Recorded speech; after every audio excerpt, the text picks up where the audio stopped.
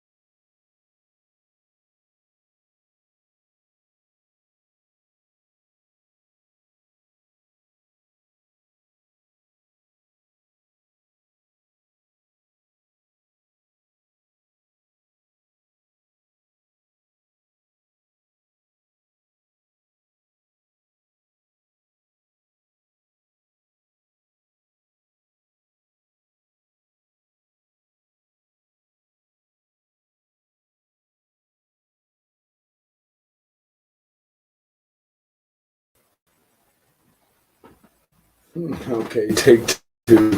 Sorry about that.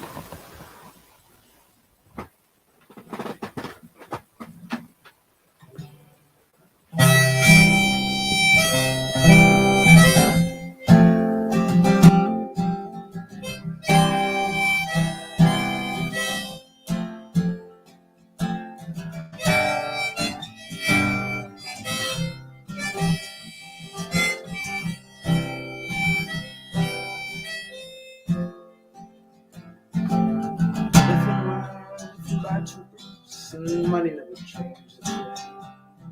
Death kept following, tracking us down. At least I heard your bluebirds sing. Now somebody had to show their hand. Time is end. I know you're long gone. I guess it was up to you.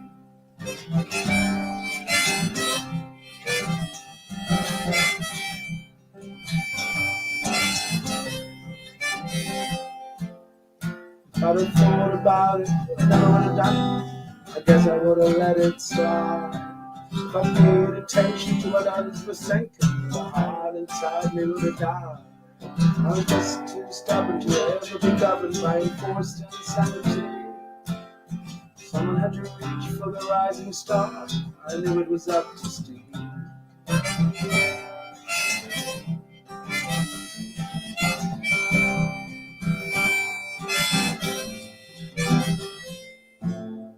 On the 8th century's pulling out the old guitar and blue. I've only got me one good shirt left, and it smells of stale perfume. In 14 months, I only smiled once, and I didn't do it consciously. Someone had to find your trail. I guess it was up to you.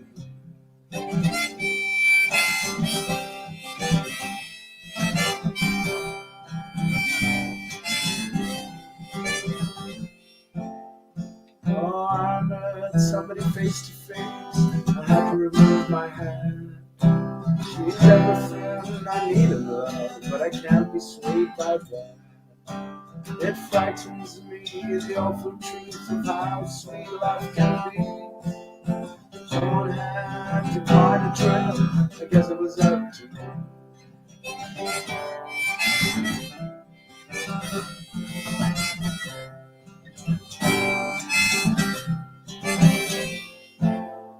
The only decent thing I did when I worked as a postal clerk was to hold your picture down off the gate where the old world used to work. Was I a fool or not to try to protect your real identity? You looked over at my friend, I thought it might be up to me.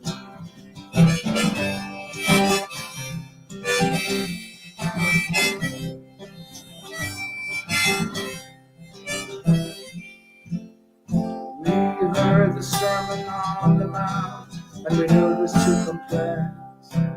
Well, it didn't amount to anything more than what the broken glass reflects. When you bite off more than you can chew, you've got to pay the penalty.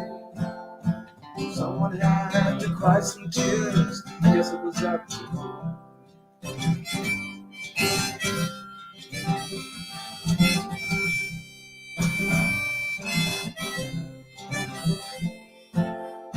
There's an old left in the bottle, you can give it to Noel. But she's the one you've been wondering about, and there isn't that much to tell. We both heard voices for a while, now the rest is history. Someone had to hit the road, I guess it was up to me.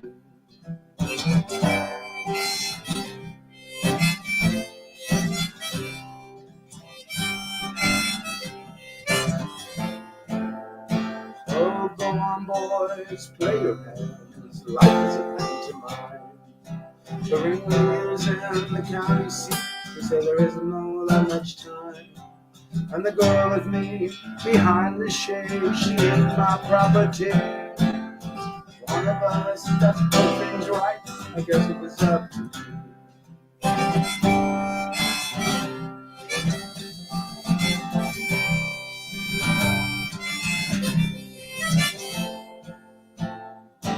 If we never meet again, baby, remember me.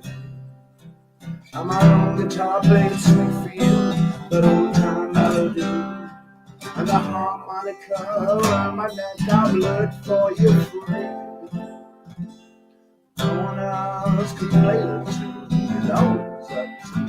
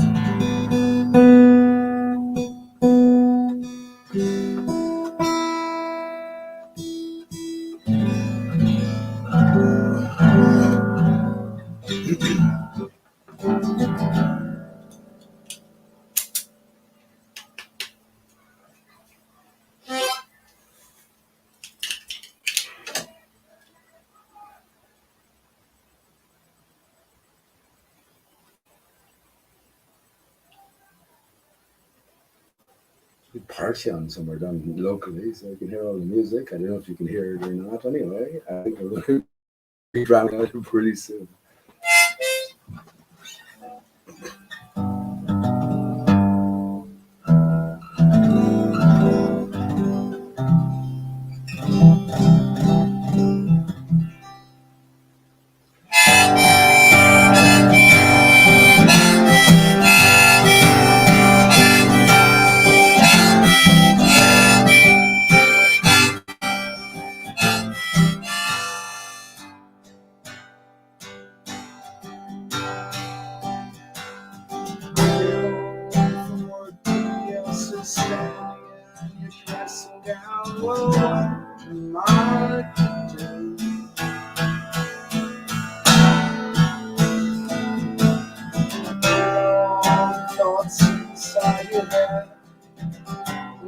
they do to you?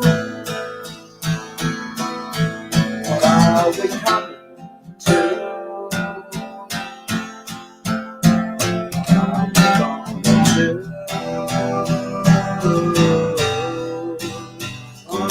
On the grand star, on the falling star. Yes, I landed on the satellite, which means that's home.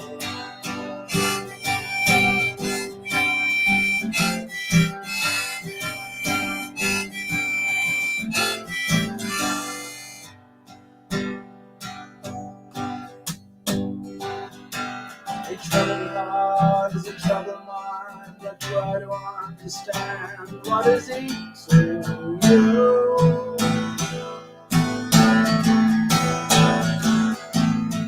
I can't stay awake, but it's been 8 hours since I last slept with you. But am I coming to? Just don't know anymore. I'm hanging on the black star. I'm hanging on the falling sky. Yes, I'm hanging on the satellite, which means I sleep.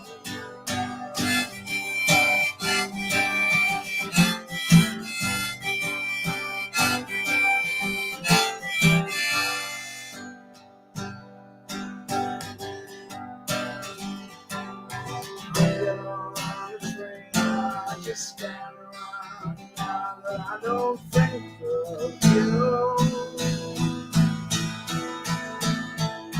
I keep falling over and I keep passing out when I see a face like yours. But I'm coming to. I'm going back down. I'm waiting on the black star. I'm waiting on the falling star.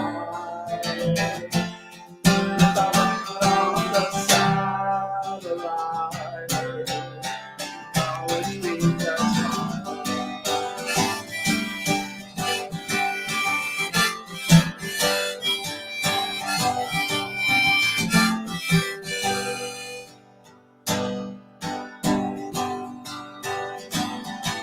Yes, I get on the train, I still stay around now that I don't think of you.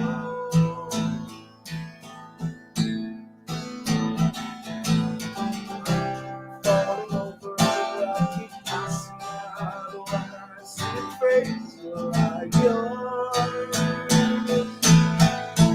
And I'm coming to.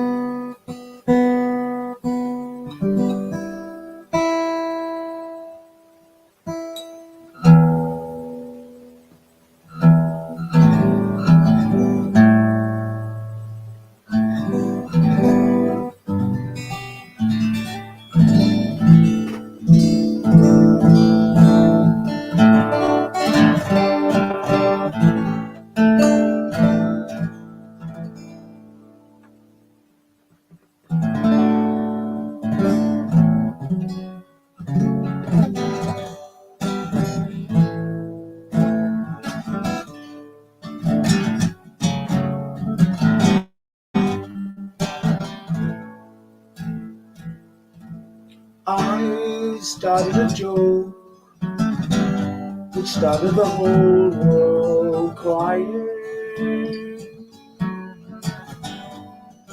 Oh, if I don't listen,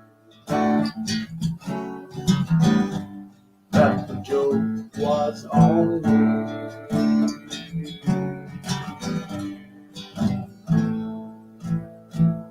I started to cry, which started the whole world laughing. Oh, if I only see that the joke was on me.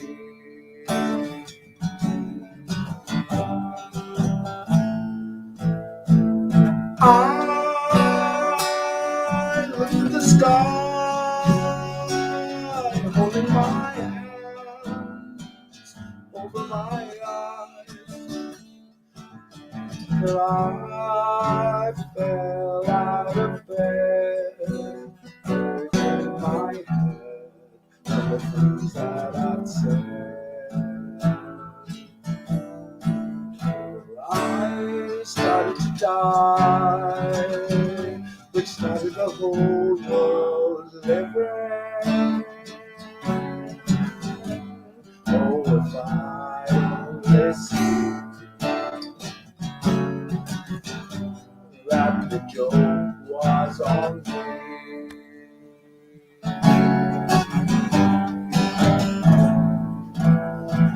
I looked at the sky, holding my hands over my eyes, until I fell out of bed, in my head the things that I'd said. Till I finally died and started the whole world living. Oh, if I only see that the joke was on me.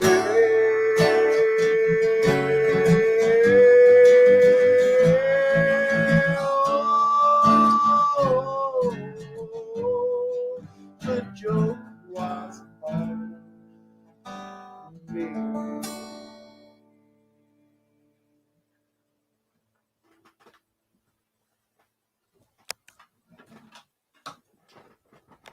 Greetings, friends. Hello, how are you doing? Yeah, I don't even catch my breath. Funny enough, after that, maybe I'm expanding somewhat. Yeah, how are you doing? Yeah, I hope the music came across okay there. Apologies for the interruption at the start. My computer or my laptop, which I have for like whatever, maybe 8 to 10 years, almost at this stage, Asus laptop is grand. There's one problem recognized with it though, is that it's a very one of those tin laptops. But when you pull up the screen, sometimes the screen flashes, and yeah, that leads to a turn off or a shutdown of the computer. So that's happened loads of times. So it happened inconveniently at the start there, but yeah, that's okay. All is well that ends well. But I definitely know the music or the sound is coming through okay. So I hope the songs came through okay as well without too much disturbance.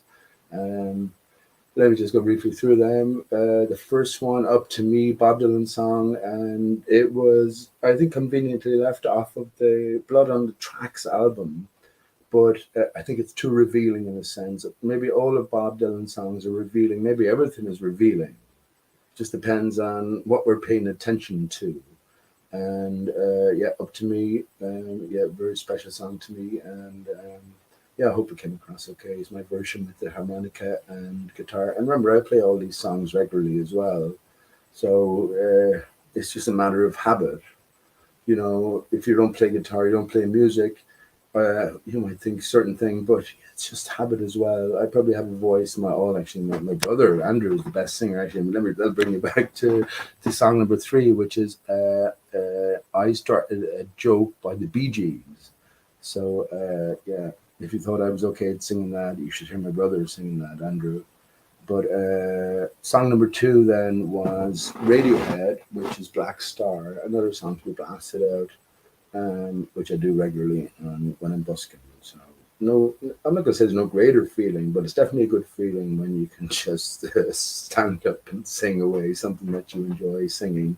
And I'm not gonna say fuck them all in that way, but you know what I mean. It's like you're not too concerned about what any individual may think of you, and you just sort of you do it, and it makes you feel better. It makes you feel better in a way, anyway. Even though at the core of all of those songs there's great sadness, there definitely is. But maybe that's the nature of this life. Maybe that's the nature of this life. Imagine it was happiness forever. The only way we could grasp it fully and embrace it is by experience. What are you going to say? Ultimately, the utmost sadness in this life? Maybe, maybe, maybe, maybe that's what we opted in for, in a sense. But anyway, before I get into things, thank you for joining in. Thank you for tuning in. Nothing too much special as usual. It's sort of too late in the game. I don't know who I'm talking to now. And if I was to get into anything too specific, it would just sort of take up the whole time. I'd probably keep it going for a couple of hours anyway. And I'm not sure about having. Well, Spaceman is not welcome tonight anyway. Maybe next time, because he's been here the last. I reckon there's a fucking phone somewhere on the desk, the red phone, the Batman fucking phone. Pete Shea is on again. Send your best man in to try as best he can, subtly waste all of our time. I honestly think there's something like that going on, and it's not groundless as well, because if you're in the flat Earth arena, have you any grasp of what's going on? Anyone outside of the flat Earth arena, fuck it at this stage. It's too late for you. I don't give a fuck. It's too late for you. You haven't come to figure out that there's this association between your reality. It's not too late for you. I don't mean it in that way, but you definitely have to be making inroads in a different way. Ultimately, if you sort of can jump up the spiritual ladder, I'm thinking it doesn't matter the greater structure of the earth. You understand that you are a greater embodiment, right, of a greater spirit. But in terms of life being what life is, which is a venture into division, well, then we got to follow the clues. We got to follow the cues. We got to follow the cues and the clues. Where does it lead you at the end of the day? Fuck it. Fuck knows. Who knows? Who knows? But if you're paying attention, if you're interested in something, then I think it's laid out for you. There's a certain progression that's there for us, and it doesn't take education. It just takes you to be you and to ask the right question. That's all. And when you then look for where you might find the answer, I think, and not that I have the answers for anyone, don't I'm not saying that at all, but my own thoughts, I'm only ever expressing my own thoughts. And actually, this is why I'm coming on here. I was thinking about this. This is why I'm coming on here, just for me to speak to myself. For me to, every other encounter I ever have, I'll always be myself, but it causes trouble. It causes trouble.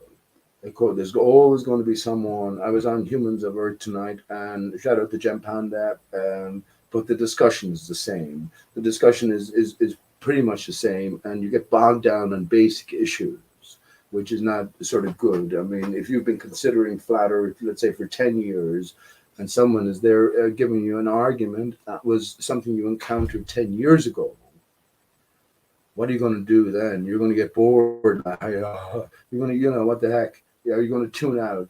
So anyway, yeah, that's that's in that level of talking, not talking within the arena itself where there's controversy, known controversy, and the idea of an open and honest interaction or chat is it's an illusion. It's a dream, son. It's a dream, son. Unless you happen to find your love, unless you happen to find someone who is on the same page as you.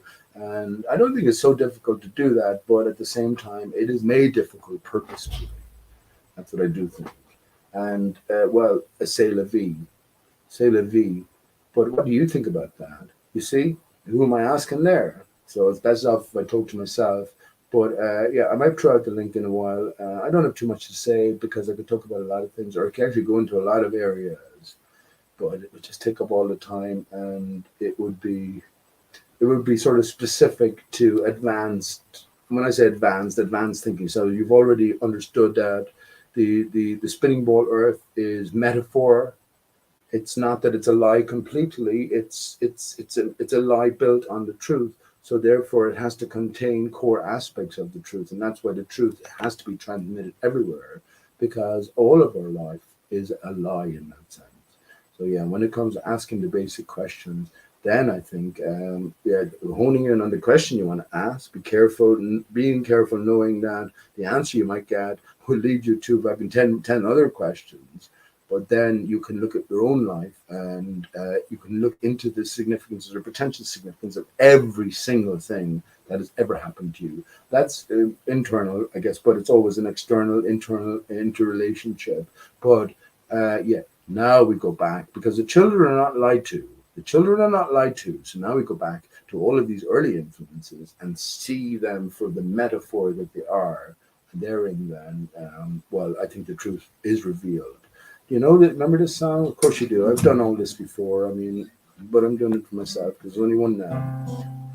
Rob, how about what key I put there?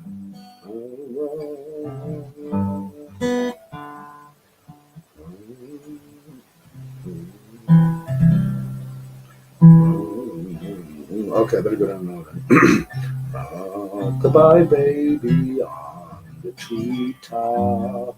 When the wind blows, the cradle will rock. And you can be sure I sang this to my Steve. And when the bough breaks, the cradle will fall. Down will come baby, cradle and all. What the fuck am I doing to my child?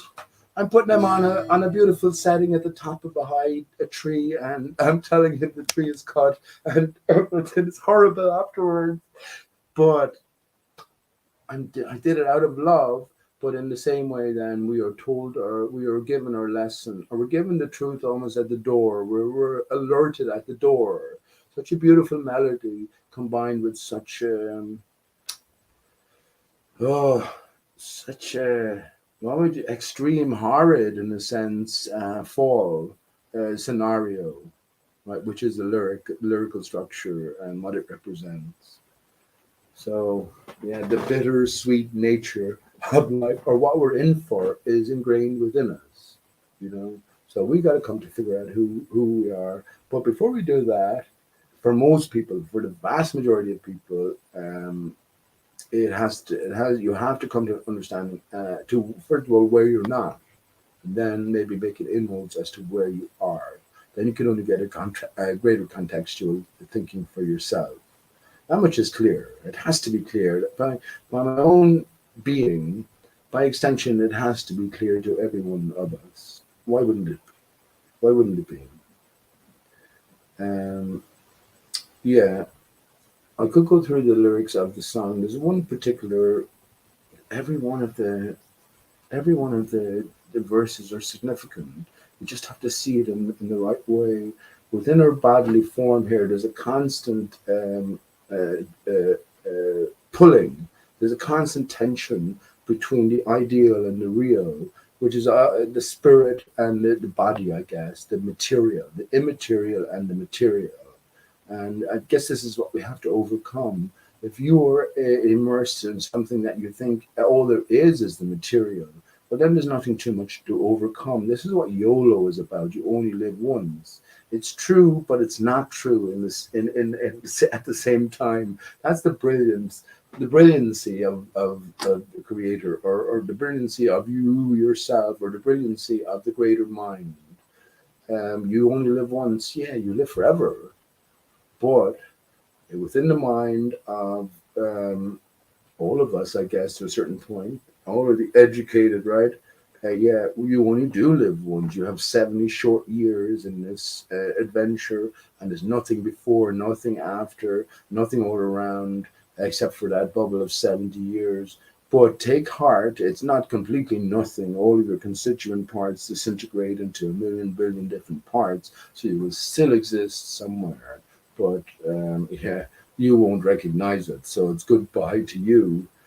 So that's your consolation. It's scant consolation, isn't it?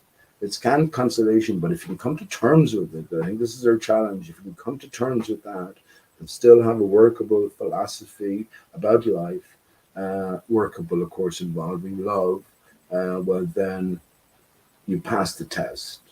Because even though you accept into your heart that everything means nothing, you create love to make it worthwhile. And as we only know ourselves, we could only extend. By extension, we apply our best thinking and our best hope to everyone else. Why can't we? Why wouldn't we? Now, coming, that's all connected with a spinning ball earth, a literal interpretation, coming away from that, understanding it as metaphor. So, in other words, the blue marble, the atmosphere around the earth, the core itself, all of the different constituent parts, it's metaphor. It's the whole of reality put into a symbol, put into a form that is there for the decoding, for the dismantling and then the decoding. So every aspect of the spinning ball or blue earth, a blue marble earth, it contains a clue about the true nature of our reality. And our very starting point has to be that we're on a surface that does not move, and it doesn't. But the thing is, it does as well, or not that the surface moves, but it should move. And because we've been cut off, it doesn't. But something does move then, reflecting this natural order, and that is the skylights above us. So we've been disconnected. You ever cycle along and you're going grand, and next minute your chain comes off and you're pedaling good hope and you're fucking not going anywhere. This is a similar thing. There has been a cut off, a divide, and indeed, what's the most significant holiday in the Christian calendar? Aristarchus, an anagram of Christ's aura. If you notice my description, I always put in. I've tried to always. Well, there's some of these I could put in, but I put in tonight and many other times. ARISTARCHUS, ARICHUS star, RICHUS can be pronounced cus or chus. Chus is in church, right? So ARICHUS star, ARICHUS star. That's our clue for us. So yeah, that's the tree of life that's being cut, the divided tree of life. And when is the greatest significant event? Well, it's Christmas time, both in our sort of pleasure time and also in our religious, spiritual time, thinking or pondering on God or the Son of God and the birth of the Son of God. So yeah, we get the tree, we reconnect it, and yeah, it lights up with a big star at the top. So yeah, these are all like Rockabye Baby. These are all symbols given to us to what are you going to say? It's not transmit to contain the truth, contain the truth. The truth will always be associated with these symbols. It's what changes your mind, the mind of the individual in terms of coming to read the symbols or coming to understand, I guess, asking questions, following the pathways that are led down. Because remember, there's nothing new at all under Aristarchus. Everything is laid down. The best we can do is follow the clues like Hansel and Gretel. That's all. Understanding that there's a higher power, a higher creator in play. Absolutely fundamental that we come to terms with these necessities. They're mental necessities.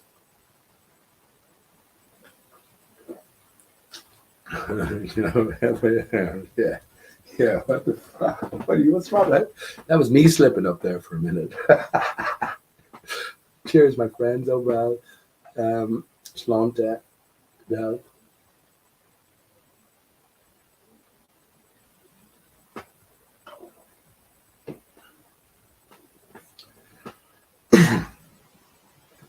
Yep. So this is the dichotomy in a sense, and I think if you're immersed in one now more than ever, if you're immersed in one side and you haven't seen through the fakery, well, it's on you.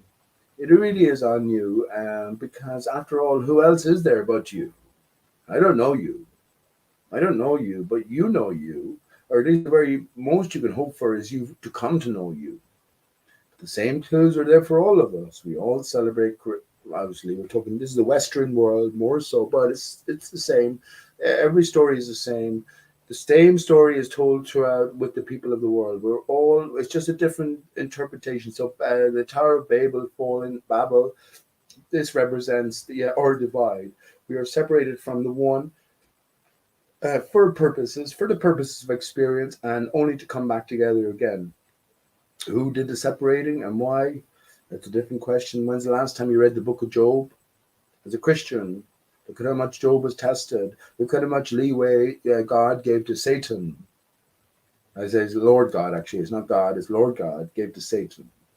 So yeah, this is, this is paramount and pivotal now more than ever. You're going to say, oh, that's, yeah, as a globe earther, they'll say, oh, that's back in there 2,000, 3,000 years ago, some men in the desert on fucking, on some desert cactus fucking hallucinogens or something, claiming that they spoke to God and they're the direct messenger of God. Well, yeah, no, it's not even that. It's not even that. It's not true. None of it is true. The Bible is by the hand of God, if you want. It's by the higher power, the higher knowing. I say that's the hidden hand here. God's emissaries on earth. This is all a greater construct, a greater venture, a greater game we have entered. So yeah, the script is laid out. All of the landscape is predetermined. You are the one player. And this shit is easy for you, my friends. That's what I think. This shit is easy for you. Not that I figured out anything. I figured out fuck all. But I think this shit is easy for you ultimately. As long as we entertain the alternative. We have the fixity of science. We have the fixity of religion almost. What if the truth is somewhere in between? So this is what we got to look for and search for ourselves. But yeah, there's a few things you have to definitely come to terms with. And that is that there is a higher power in place. If you deny that or you're unsure about that, well then you're going to have to go away and live a few more years or do a bit more thinking or have a little bit more experience until eventually, I'm going to just tell you, ultimately, you are certainly going to come back to that. You are certainly going to come back to that. This is like the parable of the lost sheep, right? The one sheep amongst the 100 who went missing. So you are going to stray away, but you are certainly going to come back to it. It's only a matter of time. You don't want to do that in your deathbed, though, do you? I guess it's okay. You do what you do. But, if you want to come by the truth, it has to be a core sort of imposition on the human condition that we strive for the truth. Because we are created. We are created. So there has to be that. If that's not the case, we're lost. Honestly, if that's not the case, then we're lost. And that's where we have this commonality, this common ground. This is what separates us. Even no matter the worst of things you've done, lots of things are circumstantial. But there's no child born bad. We're all born with equal potential, depending on the pathway we take, depending on the outcome, maybe predetermined. But we all have that potential within, and I think as a core weapon tool within our arsenal given to us is that desire, that search for truth, and that evaluation of it. And if not, well, you just haven't. I think you haven't. You mustn't have looked in. You mustn't have looked inwards so deeply then, or you mustn't have examined yourself. You mustn't have examined yourself. Maybe you're profiting from lies. Which is okay. There's plenty of people profiting from lies. There's so many people profiting from lies. I'm thinking, but that won't rest well with them. They can't rest well with us because we always know when we're sinning. And we're all born into sin. Religious sin, this is all metaphoric talk, metaphorical speech, which is all ultimately applies to you. When we're born into sin, we're born into the divided state. We are divided, I mentioned this many times, we're divided, male from female, we're divided self from self, but not in a block-like, N-like fashion, H-like fashion. There also has to be the feminine circle, so that's also divided. Twist the circle in two, you get the 8. Divide the 8 in a certain way, you get the S and the S. So, this is the way this applies to us. How many of us know or considered our insides? I haven't enough. I'm scared. I'm not scared, but yeah, I've done it a bit. I've done it a bit, but how many of us have considered our insides, our constituency, our makeup? Very few of us, right? Very few of us. If our body itself was our treasure, was our temple. How long we spent knowing ourselves, getting to know ourselves? Yeah, very little time. That's why there's more hope for the children. What are the children of the millennials? What happened to Generation X? They've been sort of left behind, which is okay. I'm not saying left behind, but yeah, is it millennials, I suppose. And my own Stephen, I guess, is a millennial. He was born on the 3rd of June, and I was in 1963, 2002. But he was said to be born 5 weeks premature. I don't know myself. I got a DNA test done for Steve and everything, and it came back 99.9999% certain. But then I went on to, I didn't even like to read that sort of stuff. But that the whole DNA thing is another big scam. And the dates didn't add up as well. And I got no answers from anyone. Even to this day, I'm not certain because the dates still don't add up. But that's okay. But yeah, if you notice about the DNA, it's a sort of spiraling structure, the double helix. So you have one spring and another spring interconnected. This is representative of what's going on within us. And as I mentioned many times, I'm not sure how it works with a female. I'm pretty sure it works a similar way. But a male, as you go for a piss, you will see your urine coming out in a double spiral fashion. So it's like something is divided internally in this manner. As I said, the block manner applies to the bones, the skeleton. You can see easily the skeletal divide, the mirroring between the male and the female skeleton, both as a couple, right? And then you can see the mirroring within our own skeleton. So yeah, there is also a different divide then, which is the internal divide across the heart axis. And yeah, that's not just a straight up and down divide. That's a spiraling divide. That's a spiraling divide. And the other divide is, well, everything above the heart plane is an inversion of everything below. Just to give you an idea, your brain with its different component parts. If it's exploded outwards, well, then you've got your large and your small intestines, and different other aspects of your brain mass itself. Well, then they reflect in that extruded form, if you want. Not extruded, that's not good. Exploded form, like a condom. Take a flaccid condom, right? You can see it floppy there on the ground. Turn it inside out and blow the shit up. Blow it up. So there you have an inversion of it and an expansion of it. So that's the general idea.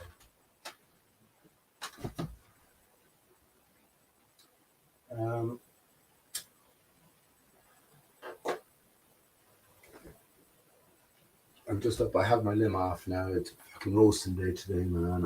It's a absolutely. It was like, I don't know what temperature it was, but the sun is fucking intense. The sun is like a scalding heat lamp. That's what it is. And I can't take that. I can't take it at all. God knows what I'm going to do in the middle of July.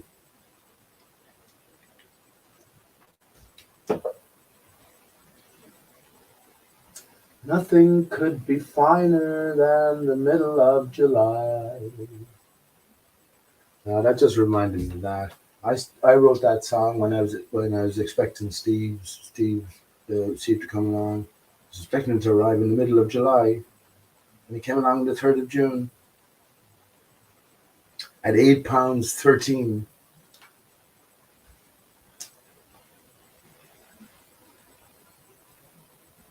Fucking hell! Most babies put on the most weight when they in their later term or the later aspects just before delivery.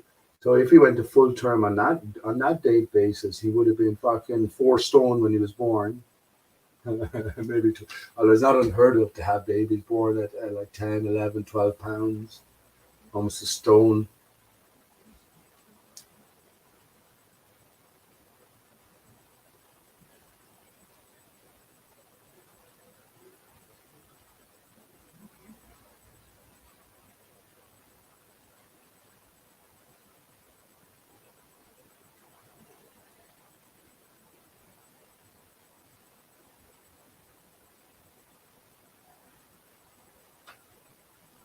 Well, I was talking earlier on, once again, why I should come on here. What am I trying to do? What am I trying to sell? Who am I trying to impress here? At the end of the day, I have to say no one. I'm just a no one because I don't know anyone. I don't know anyone. I don't know what you're thinking. But for myself, it's just the ability to talk openly. I can talk about media hoaxes here, the latest hoaxes. I guess there's a risk that you'll be reported or whatever. This is me expressing my personal opinions. I always have that right. My right is not given um, from man. My rights are given from God. So yeah, if it's an official story, if you tell me a story and I'm not free to question that story, what sort of system is that in? You're the one that claims that you represent something of a certain kind. I'm talking about the platforms here and the facilities we use.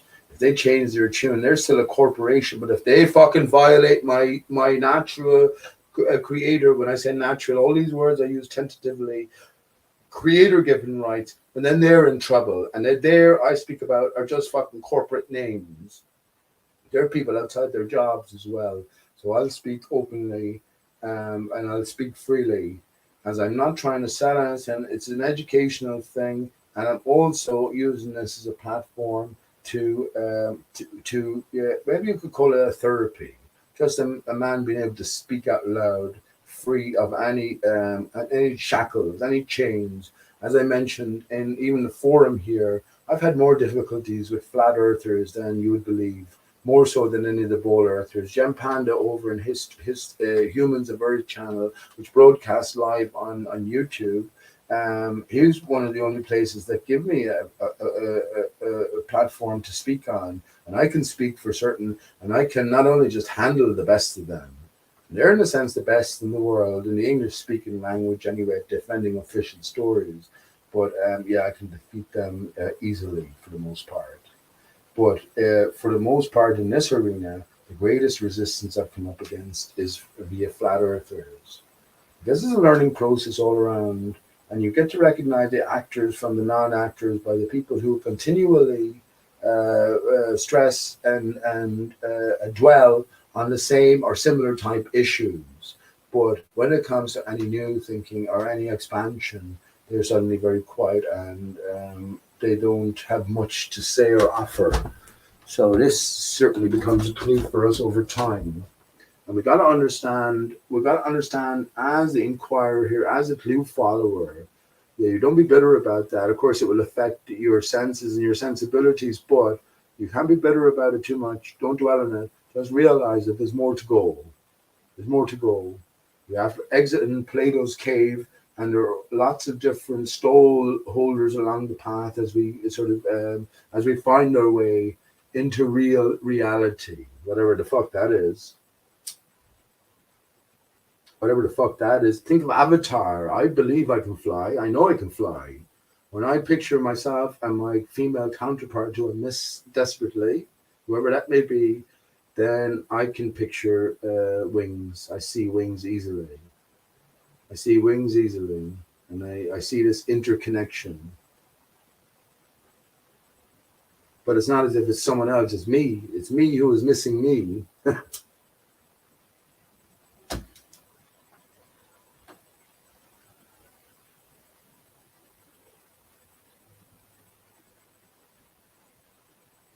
Female shoulders fitting in through the male shoulders, broad or narrow, the female hips fitting around the male hips.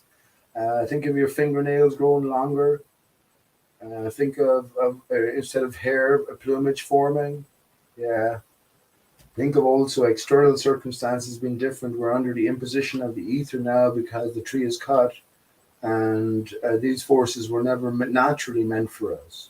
But I do honestly think that this is all just a computer game. It's a venture. It has to be a venture into a construct. So take heart. Take heart. Imagine your child, the love of your life. You would give your life for your child. But imagine you knew that, there was a greater, imagine we were eternal and you wanted to set them up for the greatest challenge, one of the greatest challenges, knowing that even should they fail, they would still exit it. and get back to the truth. So it's like life is like an ultra immersion inside a virtual reality sort of game. That's what we can relate to now. I don't have those things like, but you know what I mean. So imagine that was you would set up the love of your life for the difficult challenge, the most difficult, the most testing, the most challenging, the most potentially miserable or hateful in a sense. Do you know what I mean?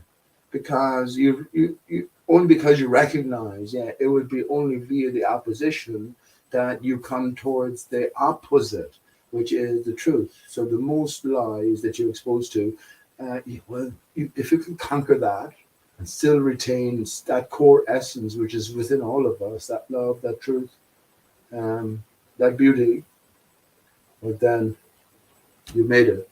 You know what I mean? You've made it. Maybe life becomes easy after that. I don't know.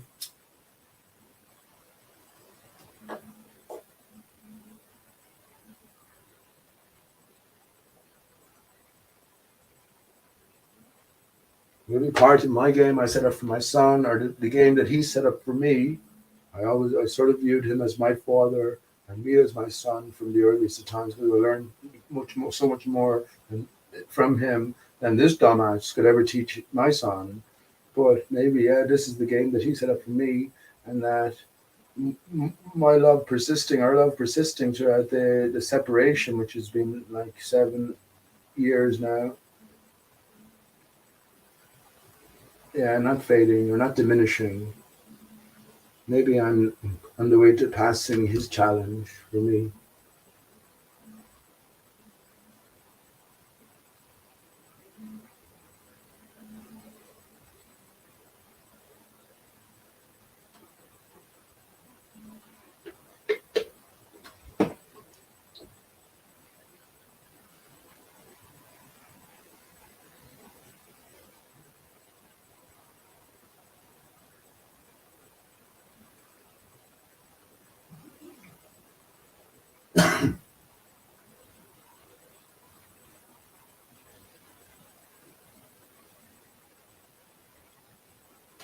Right. So I mentioned that was, yeah.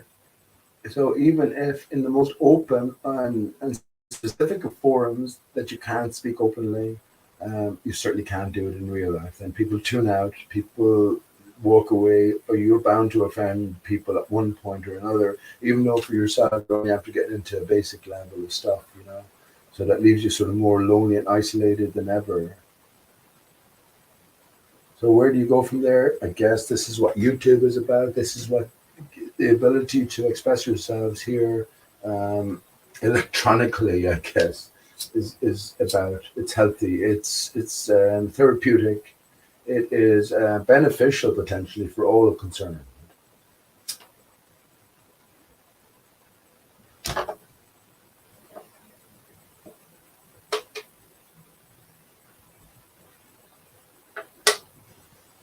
But at the same time, it's a lonely last resort, and believe it, friends. But we know it already anyway.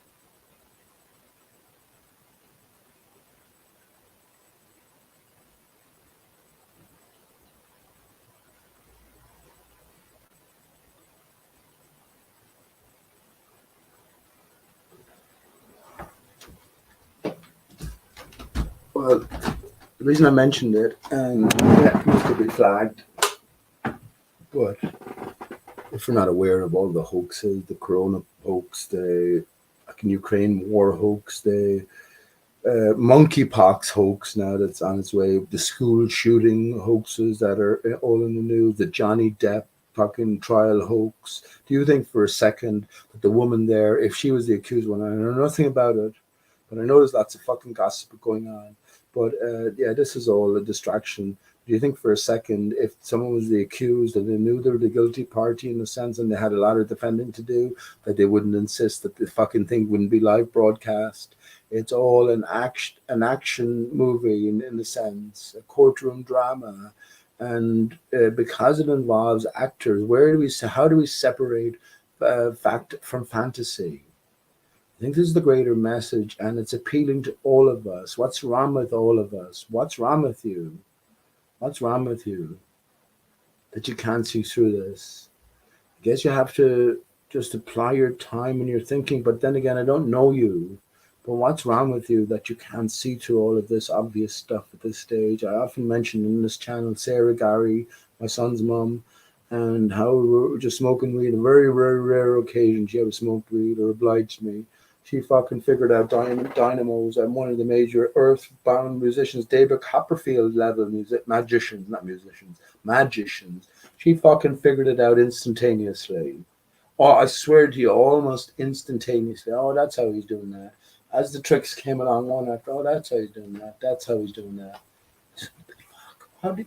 And then as we went through them again, she was fucking right. She was right, or at least her explanation was perfectly viable and believable. I said, fuck's sake. I said, fuck's sake. I said, fuck's sake. What's wrong with you? Why? Look at 9/11. I remember offering Sarah, I don't know, fucking a couple of £100 or something. Just simply, it wasn't whatever. I wasn't, she didn't need the money or anything like that. But it was just, I didn't know any other way. She wouldn't do it for me personally, just to appease me. To watch September Clues, talking, and the September Clues, the bones of September Clues is just about showing that it's all, now it's fucking obvious all fake, right? It's just high class fake, but it's obviously fake now. But I just wanted to watch it. We were going against the official story, and she wouldn't even do it. And I offered her money to do it, she wouldn't do it. My mother the same, she wouldn't do it. And I said I didn't even want a return from it. I just, we didn't have to talk about it. I just wanted you to watch it and consider it for yourself, and keep your thoughts to yourself if you must or you want. Now that never happened. But imagine my frustration that if she can fucking work out the tricks of David Copperfield almost instantaneously, how quick would she be able to work out fucking 9/11? Which is fucking obvious. The only question left about 9/11 in terms of the footage presented anyway is how many fucking bottles of talcum powder was used. We were always meant to see through these things, and I don't know who's selling, who's short. I really don't. I do know that if you sell yourself short, then you are the only one out of pocket. Certain of that.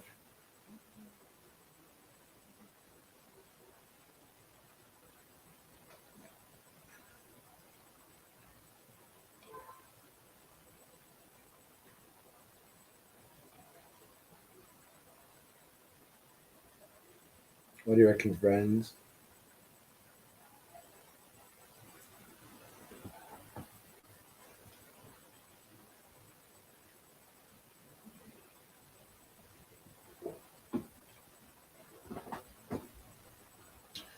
Myself, I think it's a necessary process, as I said before, unless you have some way of leaping levels. So you just go straight into imagine you had a near death experience or something like that.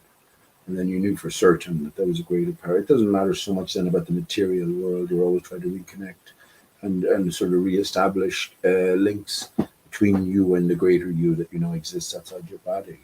But that's a very rare occurrence. And yeah, when it comes to the process of life here itself, yes, we have to. Our intellect, we're divided into three aspects: our intellect, our mind, right, which is the brain surface. So think about your face. Imagine you. I might mention this last time as well, but if you want to think about an expression, the best expression of the mind is through the face. If I'm angry or sad or whatever argumentative, are you going to see it through my hands? I guess you can in a certain way.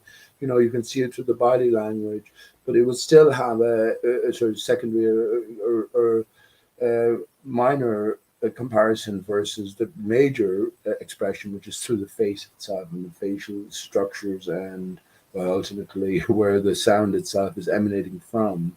So it's all about the head area. So we have this sort of immaterial center, which is up here. The material center then is down below, right? It's down below what? Well, it's below the heart. So the heart is the center in the sense that's the bridge between the immaterial and the material.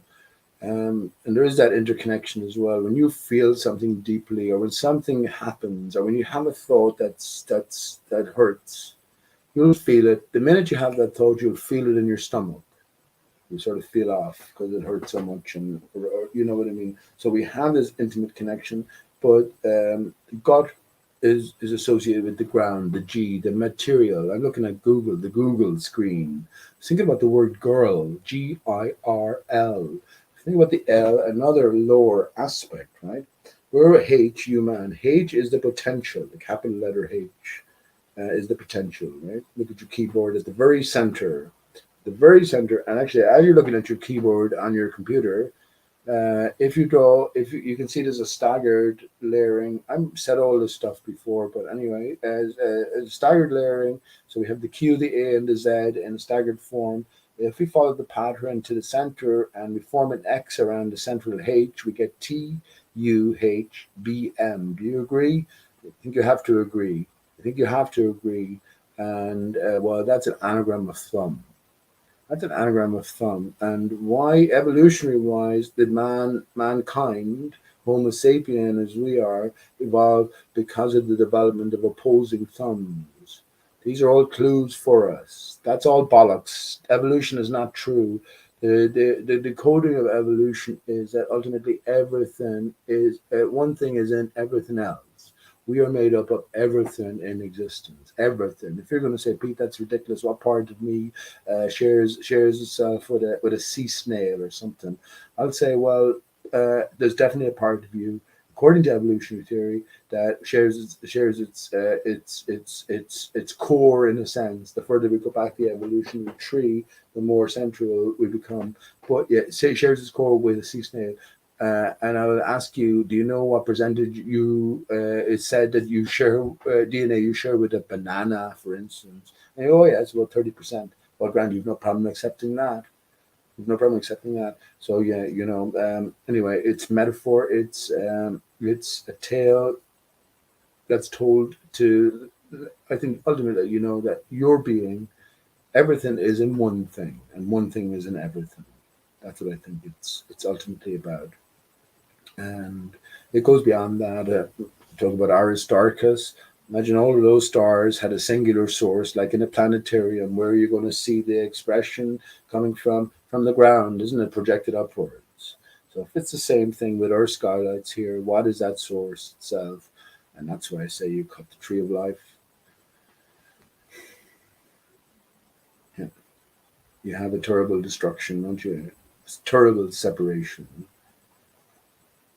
But that's where I think heaven is beneath us. Above us, cold waters. When hell freezes over, well, heaven is beneath us. Remember, I said this as well. That imagine it boiled down to, because we live forever. Imagine it boiled down to we have an experience in life, and at the end of our day, just your lights flicker out, and suddenly you sort of snap into spiritual being, right?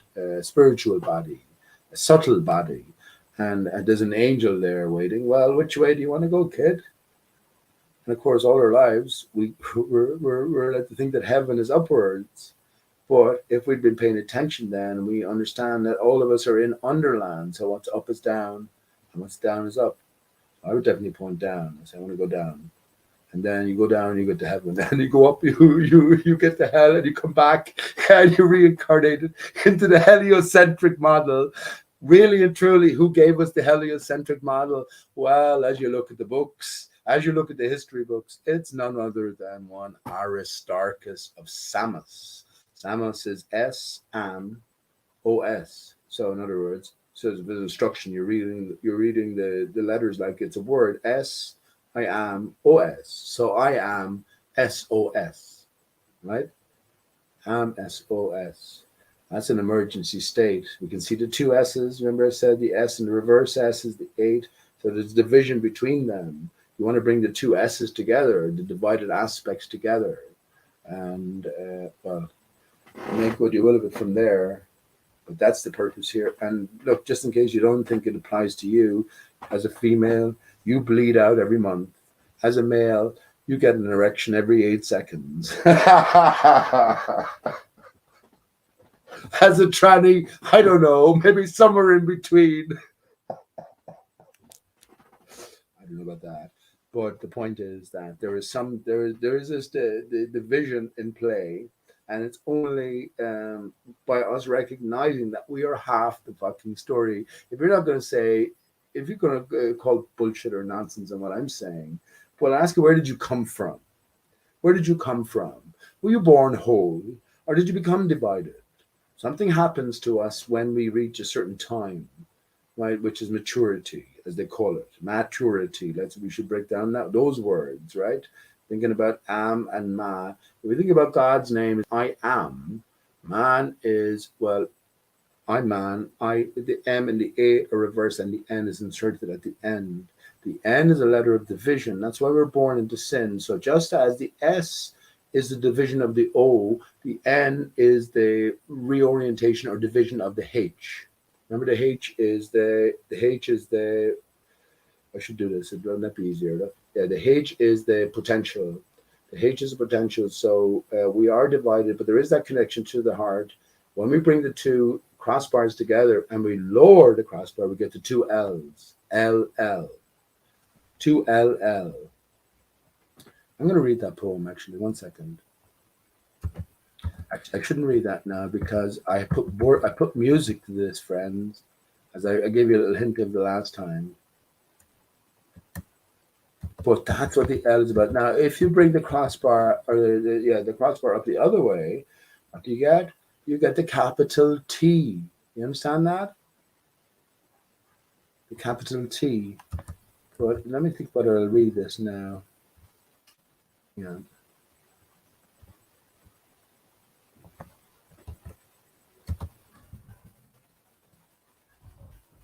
I think whether I'll read this or play it.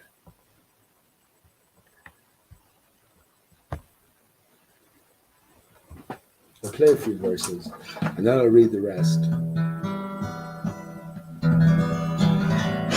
So there's an introduction that I'll leave out, and I'll keep it. I'll probably record this. Sort of separately, and maybe the next show, maybe this month or next month, I'll just pre-record it because it definitely you'll be doing very well. I'd be doing excellently well to get this all out in one take. You know what I mean? So it'll probably take a few more than one takes, but. Let me just give you the basis of it, and I'll read the rest because it's so significant. Oscar Wilde, and I've been talking about it, thinking about the significance of this for ages. Oscar Wilde didn't exist. He's another Lewis Carroll. Oscar, the Road to Oz, the Wizard of Oz. Oz is the land down under. When we come to flat Earth, we're presented with the Gleason's map, and think about all the characters, whoever is here, all the guys who've been here and gals who've been here for years. Think about all the people who had the Gleason's map directly. I'm talking early days, maybe 2016, 2000, whatever those times. You can name loads of them. They always had Oz at the bottom. Every single map we've ever had or we've ever seen here in Ireland anyway, and even asked Australians and people, no, they have the same orientation. They don't fucking have the globe upside down when they hang it in their living room or something in Australia. No, they have it in the same orientation. So coming to flat Earth, if Oz is the land down under, why the fuck is it at the top? Why the fuck is it at the top of the Gleason's map? So in other words, you're encouraged to rotate it around, and of course, when you do, then a whole different story emerges, which is the story of the dodo, which ultimately connects to Oscar Wilde, would you believe, and most especially to Lewis Carroll, who was Charles Dodo Dodgson. He was said to be nicknamed Dodo because he had a stammerer. This is a stammerer. So this genius, this vicar, this wonderful writer with a great imagination had a stammer, and he was 24, I think, when he wrote Alice in Wonderland. But yeah, he was nicknamed Dodo Dodgson.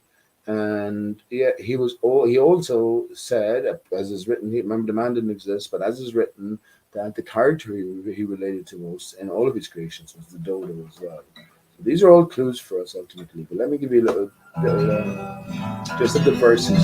2LL by Oscar Wilde, and the music. This music is by myself, so I'll just play you a couple of verses, give you the gist of it. But it does get good, and especially towards the end, it gets very sort of.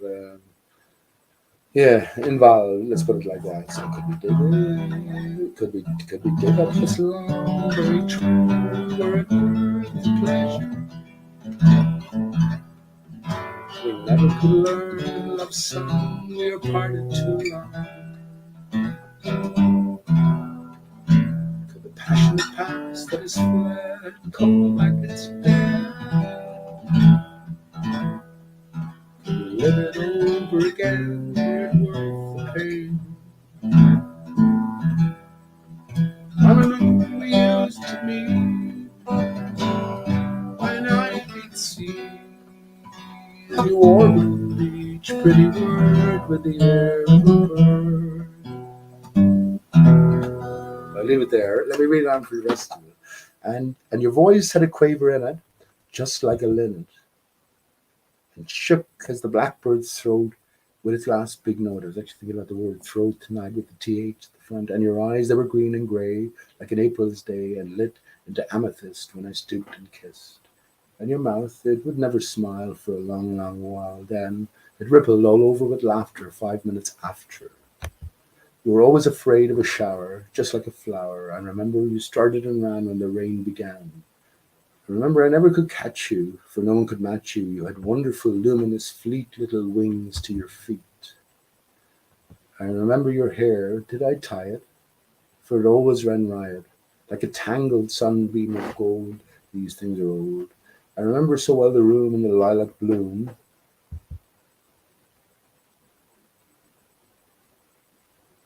That beat at the dripping pane in the warm June rain. And the colour of your gown, it was amber brown, and 2 yellow satin bows from your shoulders rose. And the handkerchief of French lace, which you held to your face, had a small tear left to stain, and was it the rain? In your hand as it waved the dew, there were veins of blue. In your voice, as it said goodbye, was a petulant cry. You have only wasted your life. Ah, that was the knife. When I rushed through the garden gate, it was all too late. Could we live it over again? Were it worth the pain? Could the passionate past that has fled call back as dead? Well, if my heart must break, dear love, for your sake it will break in music, I know. Poets' hearts break so. But strange that I was not told that the brain could hold in a tiny ivory cell God's heaven and hell.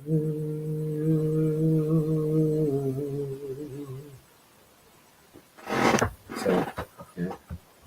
Why do we get into that now? I'm thinking about Oscar Wilde in relation ultimately to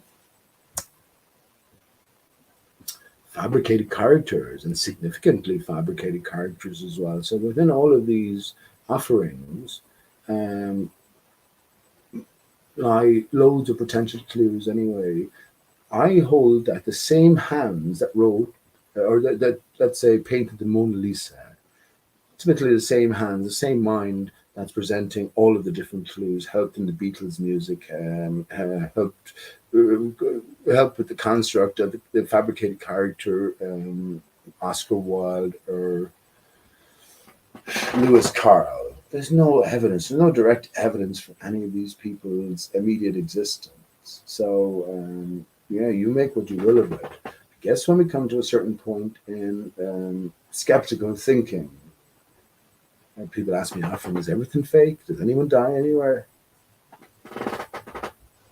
Yeah, just because I point out that certain things are fake in the past that you have no direct connection to, that doesn't mean that I deny the death of the neighbor next door, or deny that Paddy had a heart attack next door 2 hours after getting a fucking what do you call it, boost, a corona boost. And he says, and they all say it's only coincidence. Yeah, I don't deny these things in my real life, and then there's by extension what I come to understand about the tales I'm given about experiences outside of that direct experiential reality. But these are the greater significances, you see. This is what I'm decoding. This is what I'm decoding.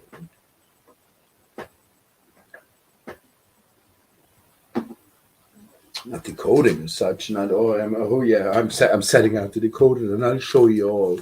No, this is more reading. This is working my way through. What are you doing? Yeah. Oh yeah. I have a song I'll play now, so just reminding me. Yeah, I'll do that. What are you doing? Will you not do the same things tomorrow as you did today?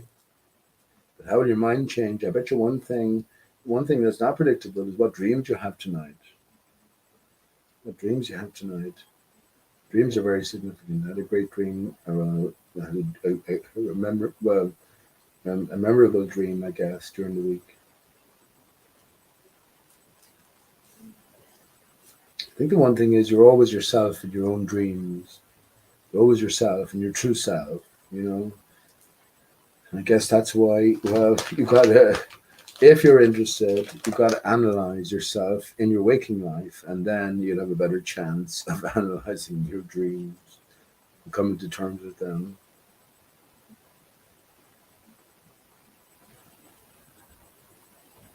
I was in busking today again, friends. A beautiful day, as I said. I'm almost not here again. I tell you that I'm almost not here again because I had another. I went over this time and challenged the cop, and briefly what happened. I'm almost not here because only for I had my phone. I say he would have been a fucking prick, a little small fella. Well, excuse my language, a little small fella. And Jesus, when did they fucking take on guards that were like about? He must have been on his chest height to me. I don't mean that in that way, like, but he was fucking small now. He was small and he was fucking small. What can I say? And he's sort of a cheeky little attitude about him as well, because he thought he had some authority. All he used to do was fucking sign up and for Garda College in Templemore for 6 months, and he'd come out and tell me what to do. Like fuck, he can. Anyway, just a brief. He didn't interfere with me as such, but he pulled. I was in Main Street in Limerick, Collins Street, and they were just after fucking almost about finished the road after 2 years. Fucking 10 million, 10 million, and it looks okay, but it's not too much of a fucking change. There isn't 10 million gone into that. Anyway, yeah. Suddenly a car pulls over, and the cop comes over, and the two guys get out. Ultimately, the guy got out first. The girl was sitting aside, and the guy got out, and he started showing some documents or other that was requested of him. And that was grand. I was just singing away across the road, Brown Thomas, and yeah. So the upshot of it was that the guy got out of his car, and the girl got out of the car, and they walked away. I said, what? He said, there was only. I said, but what are you walking away for? Yeah, I was only a piece of shit anyway. Obviously, he wasn't arrested or anything like that. He was told to go and leave the car. I didn't know what he had or what was wrong. It must have been a minor infringement, because if it was a major infringement, he would have been arrested. But he just said that the car was being impounded. So I don't know if your tax is out of date. Can they do that? I don't think they can do that. Maybe if there's there's other things against you. But anyway, where I came into it was the minute the guy walked away, pissed off. I was thinking to myself, that's after fucking ruining. I said, that's after ruining your day anyway, isn't it? He probably didn't do fucking much wrong or anything. And it seemed like they were walking away from the car anyway. Anyway, the cop sat immediately into the car. And I'm not sure if he started up the engine, but I think he did. I think he must have started up the engine because I think it would have been turned off while he was talking to the guy, maybe for 5 or 10 minutes beforehand. I think so. He started up the engine, and yeah, the guys walked away, and I said, "Fucking hell, man! Isn't that fucking?" Anyway, I went over to the car window, and I just looked in the window, and I said, "Are you sure what you're doing now is illegal? Because you're in the passenger seat, and if a cop came along to you, if you come out of a pub, right? If you come out of a pub and you went into a car, and you turned on the ignition, you are now driving that car." So he was in there, and I said, "Are you sure what you're doing there is legal?" And yeah, he then took umbrage. So he came out and immediately he started with this fucking hefty attitude. Who are you? What are you asking me? What did you accuse me of doing something illegal? I said I didn't accuse you of doing something illegal. I was asked you, are you sure what you were doing is illegal? And I said you were operating that car, and I said, are you sure that that's illegal? If you're taking possession of the car, what right have you to operate it? I didn't go into that detail, but that's what I was going towards, right? So he says, I wasn't driving the car. Did you see me driving the car? I said, I didn't say you were driving the car, but you were operating the car. Was the engine on? The engine was on. He said, you come over and you said I was doing something illegal. I said, I did not. Anyway, I said, hang on. As I went back, as I said, I went back to where I was standing and all my gear was. And I said, Grand, I had my guitar with me. I kept my guitar on as I walked across the road. Anyway, yeah, I said, right, hang on, you're going to be asking me questions. I whipped out my phone, like, there you go, this phone here, look. I said, hang on, I'm going to, what's your name? So why are you asking me my name? I didn't even have it on, actually, friends. I just had it on camera. I didn't realize I should have had it on video. But anyway, so none of it's recorded. Yeah, I said, why are you asking me that?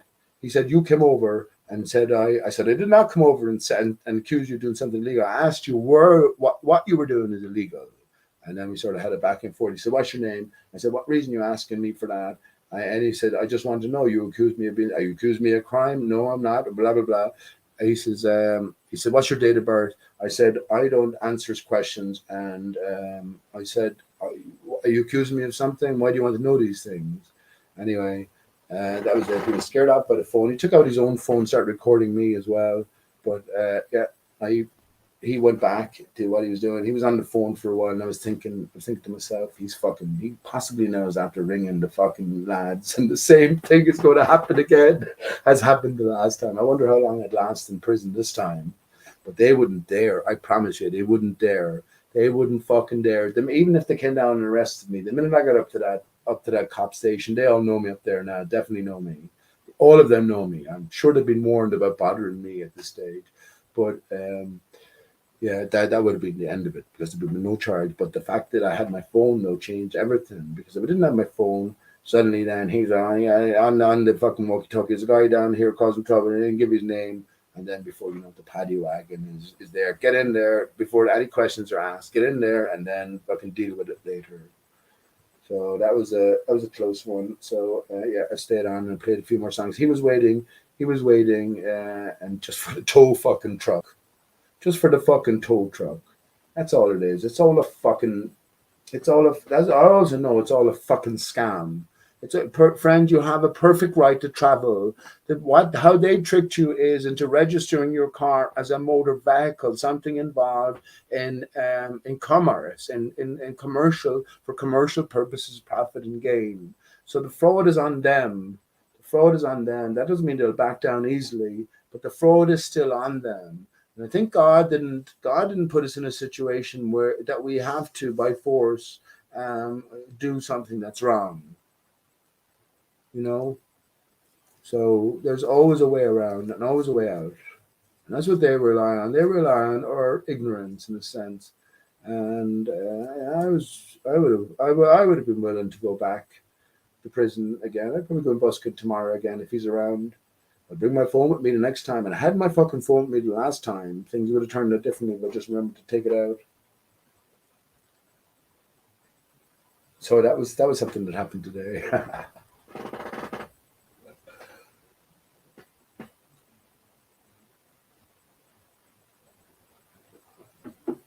Close shave, not a pleasant. I was thinking, fucking hell, Pete, what would you do now? Are you back on hunger strike again? Obviously, there's no corona test now, so if I went in, refused to give a name, and they took me up to the jail, and there's no corona test now, so I'm going to be put in quarantine, but I certainly wouldn't still give them the name or consent to anything.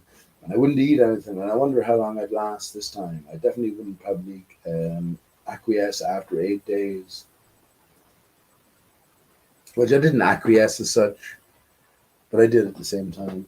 I didn't have to sign anything. I probably shouldn't have signed anything.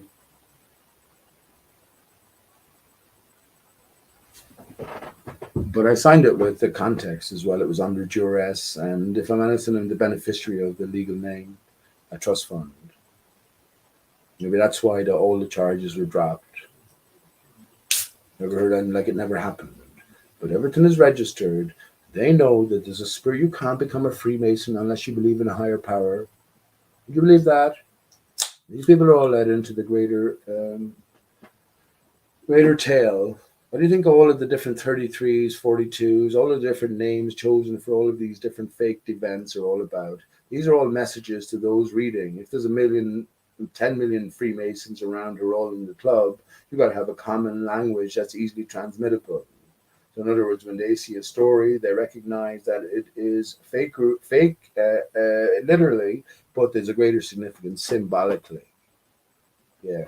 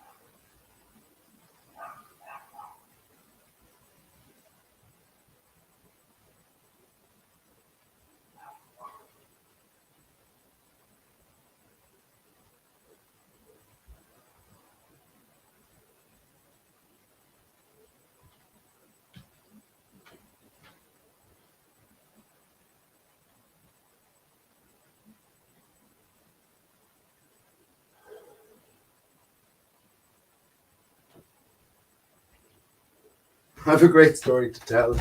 I was coming home yesterday from Limerick, from town again, and there's a particular pharmacy on a junction there, just as you come over Sarsfield Bridge in Limerick, and just at the door there was this bouncer. He was what would you say, maybe an Indian guy or something like that, Pakistani, something that sort of shade. Nice guy, I'm sure as well. But he had this big mask on, and Corona times you're not required to wear a mask anymore. And I was outside, right, just walking by, and he was at the door, and I said, "But you sell monkeypox masks?" He said, "What?" I said, "Do you smell or do you sell monkeypox masks?" He's going, "What are they?" We sell these types of masks. He was pointing to his own mask he had on, which was one of those like white, one of those like substantial masks. You know what I mean? It wasn't a flimsy thing. But he said, "We sell these masks." I said, "Well, are they monkeypox resistant masks?" And he said, "They're corona resistant masks." I say, "Well, I'm not going to, obviously Corona's gone now, but can we, I'm going, just, what do you call it as well? It was funnier in real time because I kept a real serious face as well. But I was going, well, I don't. Who gives a shit about Corona? But are the monkeypox resistant masks? And he's going, no, I don't think so. He said, "One, do you want to go in there and go up to the counter and ask?" I said, "But no offense, I'm not going to go near you now because I'm not sure if that mask you have on is monkeypox resistant as well as corona resistant, and I just don't want a corona resistant mask. I want a monkeypox and corona resistant mask. Do you mind going up and asking the girl at the counter?" So he goes up and he says, "Do we sell the girl behind the counter?" I could see all this happening. The girl behind the counter is like a big mask on, same type of mask as that. And he says, "Do we sell monkeypox masks?" He walked about halfway. "Do we sell monkeypox masks?" And she said, I'm sure she said she took on the mask. "He's taking the piss out of you." And he immediately looked around and a big smile on his face. And I laughed. I laughed heartily as well. But I did ask him just before I walked on, "Do you sell," and just getting serious, do you know those transparent bubbles that people who are sort of paranoid or sick and they need to be separated, but they still need to walk around? "Do you sell any of those?" And I didn't wait for him to go and ask the girl at the counter.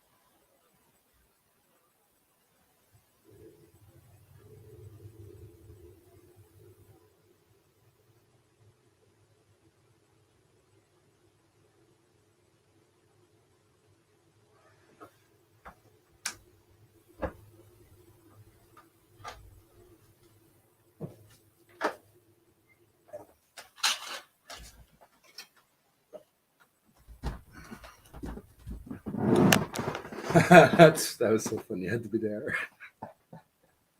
Like those Simpson bubbles, the ones that protect you from the outside environment. I think we're all prepared for all of this stuff through all of these different media offerings as well. Simpsons, a big team of people sitting around. Um, uh, I think I mentioned Mozart the last time. All of these different heroes that are put up in pedestals for us, they're all fucking creations. They're all crafted. They're all. That's the alarm going off in the background. Or not going off, being said. All she used to fucking do is to press the fob. She had the fob. She had to be paid an extra 50. I said, all you have to do is press the fob. Alarm. It goes beep, beep, beep. System alarming. That's it. Otherwise, it somehow gives my mother security that she hears this tone going off for 30 seconds or whatever, which is fair enough. But I'm blue in the face. But you give up at a certain point. Anyway, um, yeah, we're prepared. We're prepared. Our reality is sort of prepared for us, and all of these. I mentioned Mozart in a previous show.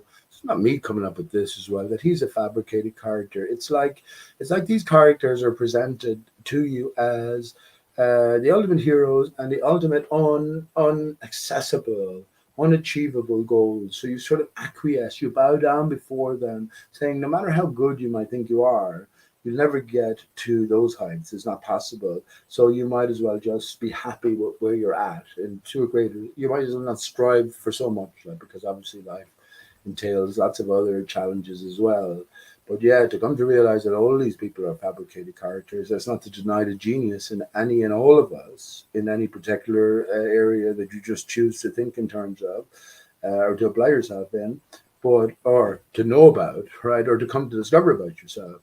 But yeah, that they're all put in place is a great relief in a sense. It's a great relief because yeah, now no longer are all of the any achieved beyond your potential measure.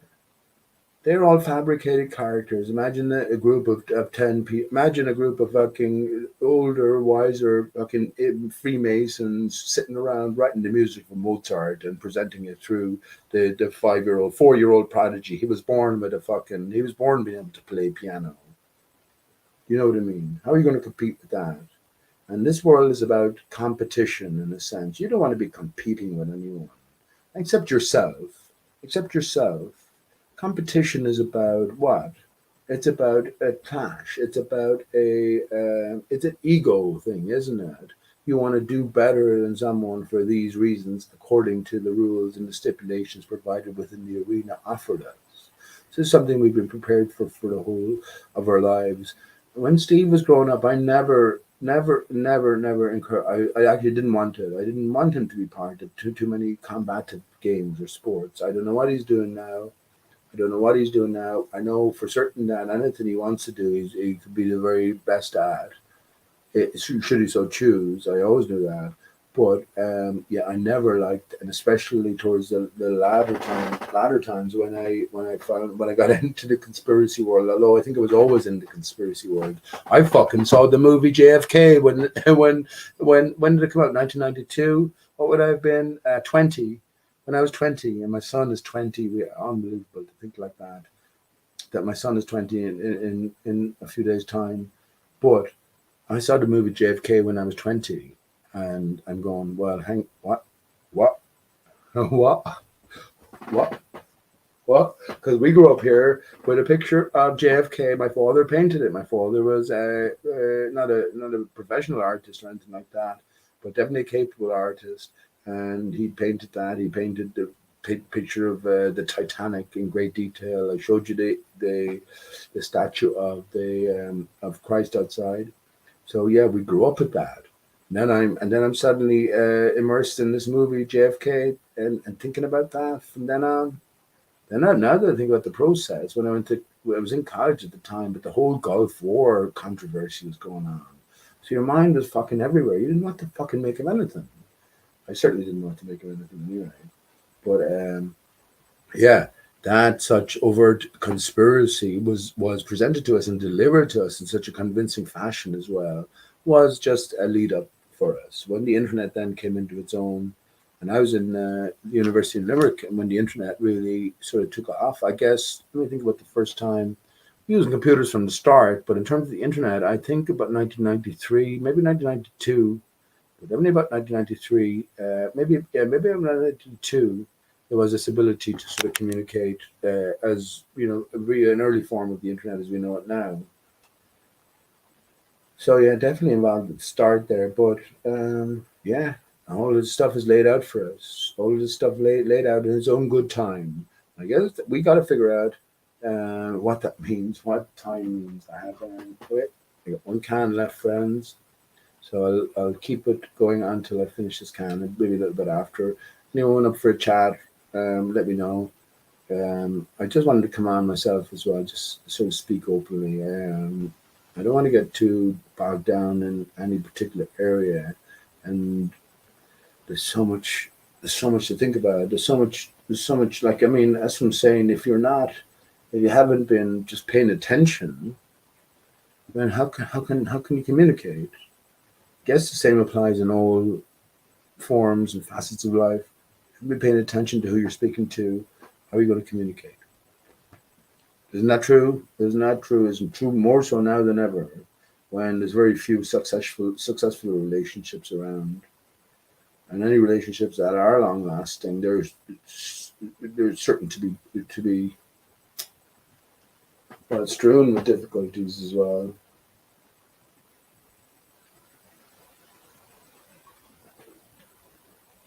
Oh well, friends, let's kiss all our troubles goodbye.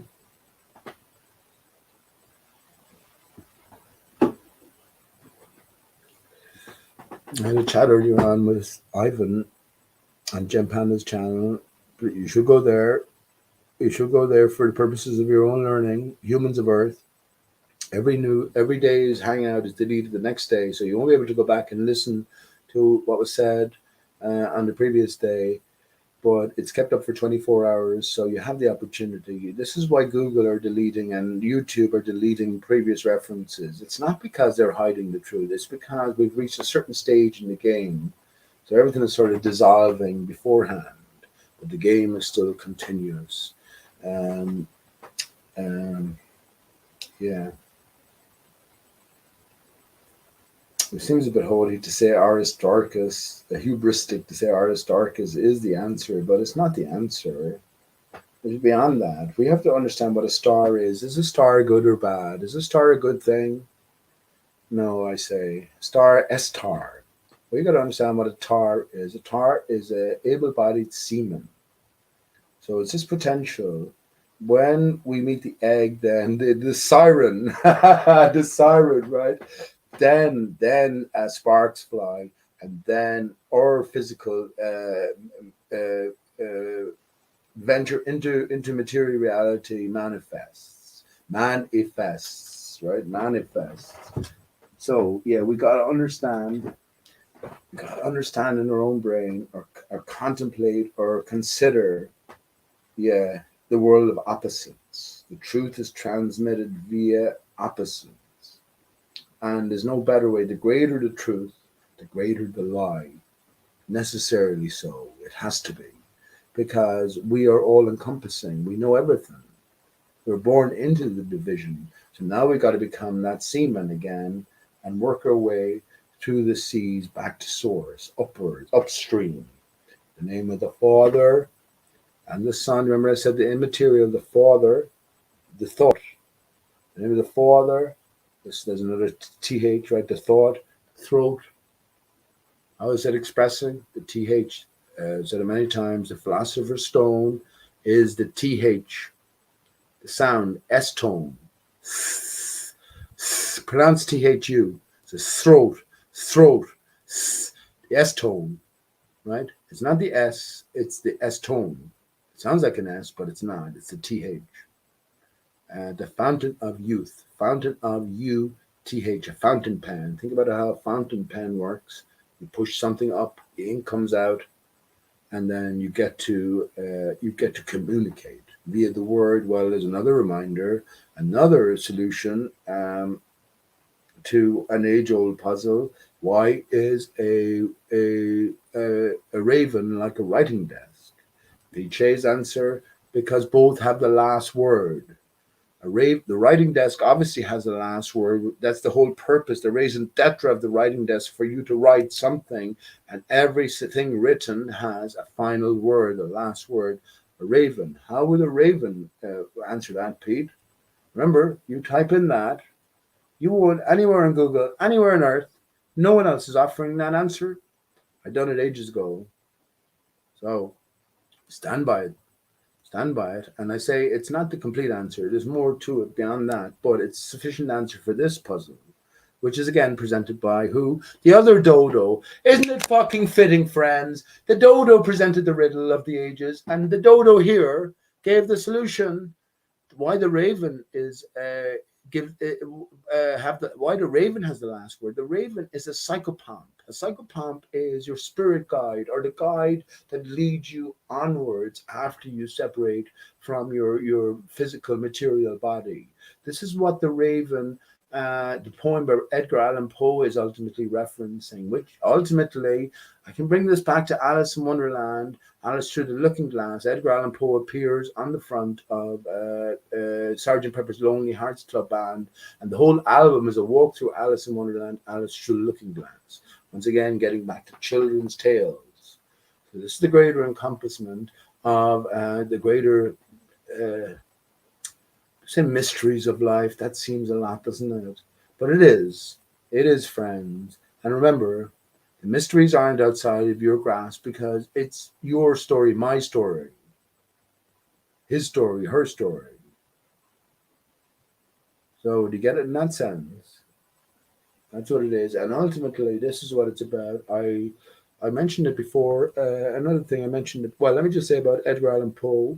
His poem, The Raven, is, well, the raven is the psychopomp. The guy is fucking dying. He's thinking about his loves. He's thinking about his lifetime. Where he's going. Remember, this all might take part. This might take place in a fraction of a second. But the raven is on the bust of Palace, awaiting him. And the raven says, "Nevermore, nevermore, never." Think about never, ever, and sever. Think about ever, first of all. If we who wants to live forever. Now think about never. There we have the word, the letter N again, the splitting, right? Now think about the word sever. So sever and never are separated, because you cannot get the never without the sever. S and N. S-N, S-I-N, sin. The severing from ever to never. Isn't that good? Isn't that good? Nevermore.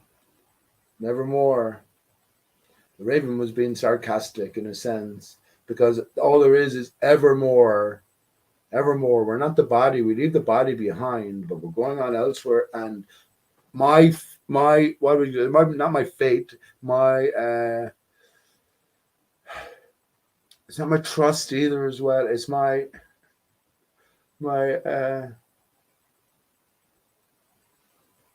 it's like you have no say. It's like you're captured as a slave, and your destiny is in the hands, or your immediate destiny is in the hands of the slave masters, the ones who are driving the fucking caravan along that you're chained up in the back. So the raven, in that sense, has that sort of power. But ultimately, what power does it have? Well, the raven is also associated with Odin. Odin, God, Gododin. Can you see Dodo somewhere? Dodo in. That's brilliant. Dodo in, the divided state. But the ravens, the two ravens are associated. One on the left, one on the right. I'd be doing well now to remember their names in the real terms. It's Hugin and Munin. Hugin and Munin. Huginn, Muninn. And one represents thought and the other represents memory. Thought and memory, which I can get. Odin has his right eye extracted, but it's not quite gone. In the representation, I could show you here, but there is a connection. So there's the right raven, left raven on each shoulder, and then you have a connection between Odin's eye and the sun. Actually, I'm gonna look that up now. One sec. Just to show you I'm not fucking bullshitting. Okay. Let me share a screen here.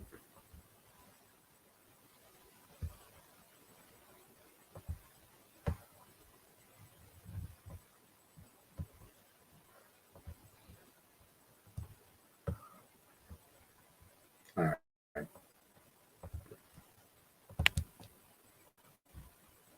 Just to show you I'm not bullshitting. Let's hope I can find it easy enough anyway.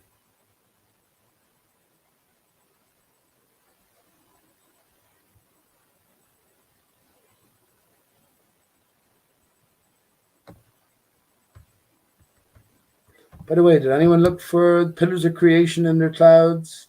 I bet you not many did. I bet you not many did. Because I bet you not many give a fuck. That's okay. That's okay. Okay, let me just find the representation I'm looking for now, not to go off point.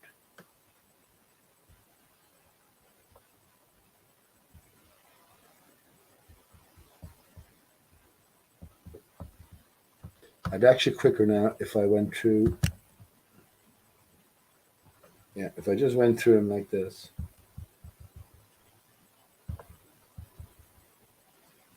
Well, maybe not though. I might skip over them easy here now. Yeah. No, that's not good now. Hang on. That's not good. It'll be worth waiting for. Remember, this is Odin is the Norse equivalent of God, Lord God, as we know. So we're told not to adorn idols. So this is nothing that we can't understand. Oh, here we go. Look, perfect. And isn't it very much like the King of Diamonds or the King of whatever? Is it Black King? Whatever you'd say. So perfect. Like PJ got it right. Well, I'll tell you the name. Yeah, Hugin and Munin. So Munin is on the left shoulder, which I get. M is man. So if you think about the capital letter M, and you think about the capital letter A, you're just fundamentally just collapsing the upper half of the A into two. So we have A is one arrow upwards, M is two arrows upwards, but one arrow downwards. So this is the fall or the significance of sin. So look, as I was saying exactly, we have Munin on the left shoulder, Hugin on the right shoulder, both ravens. This is Thor. This is the King of Kings, Odin, not Thor, Odin, father of Thor, Thor, Tho again. So Th is the S tone, which is the fountain, which is the philosopher's stone. The philosopher is not trying to transmute base metals, material stuff, into a more valuable material stuff. No, not at all. This is about our mental, or immaterial consideration. Let me say something as it occurs to me. I think, in a sense, this is Lord God we're looking at here from Genesis 2. If you think about Genesis 2 as opposed to Genesis 1, a completely different story seemingly being told. And suddenly in Genesis 2, then we're told about the precious metals. The way I equate that is, well, post the felling of tree of life, and after pre. So Genesis 1, completely different story. We're still in Genesis 1. Now we've entered into this construct which involves a scenario where the tree of life was cut, still intact the other side, but this side it's cut. So you have ultimately two trees back to back and a plate in the center, but now there's been a cut off, a division, like a set of lungs. Think about a set of lungs or something like that. So yeah, there is this dual nature to it. So, but anyway, in Genesis 2, the tree has been cut, and now suddenly all of these precious stones, right? Precious stones. Everybody must get stoned. Are listed and detailed. Now, I'm saying that this equates in a sense that we can relate to as a precious clock or watch or something, which is actually referenced in Hitchhiker's Guide to the Galaxy, and how random destroyed Arthur Dent's watch, a timepiece, which was unique in the universe at that time, since all timekeeping, according to how it was established and designed, all what would you say, calibration possibilities, capabilities were out the window because Earth has been destroyed from day one of the book anyway. So what I equate all of these precious stones and parts are to taking a precious timepiece, sort of smashing it up or decomposing it, and sort of selling off or valuing the individual pieces, which are useless in themselves. You know what I mean? And this is what Lord God does. L. This is what L does. L. That's why L is a jealous God. But this is El here. So Lord God of the Jew. Remember, the Jew rests on the ground, right? So we have a journey to make. Remember, I said in the name of the Father and the Son. The Son is down here, and the whole. Just slowing it down. Whole E. Spirit. You bring your hands up together. Spirit. Amen. So we're making that journey upwards, and that's the tar in relation to the star, the fallen star, or the fallen star. So this is it, friends, and this is where the divided females. Come on, my friends, my female friends, whoever are listening. What the fuck does a man know about a woman's monthly period? What does a man know about a woman's mind or mentality? Nothing at all. We know, not to say nothing at all, but I'm saying we know as males, as of the same kind, we can relate. Ultimately, we're on our own in this, but there is definitely more of a relation according to common experience than there is with someone who was with the type, the opposing type, which has a completely different common experience. But understanding that there is a divide and there is an interconnection ultimately establishable between us, that's key. That's the biggest key. And how all of this applies to you yourself, your makeup. In a sense, you are Eve as a female. I am Adam as a male. Adam, A-D. So we're pointing upwards again. Eve, E-V-E. Remember, whole E. The whole E is the H, right? So the H is the potential. We have three outlets. We can go upwards. It's not to say that men are more intelligent. They're not. Women are more intelligent than men, definitely. It's just we share different aspects. We've got to incorporate everything into the greater whole within and the emergence. We find ourselves replaced within. What the fuck do you do from there?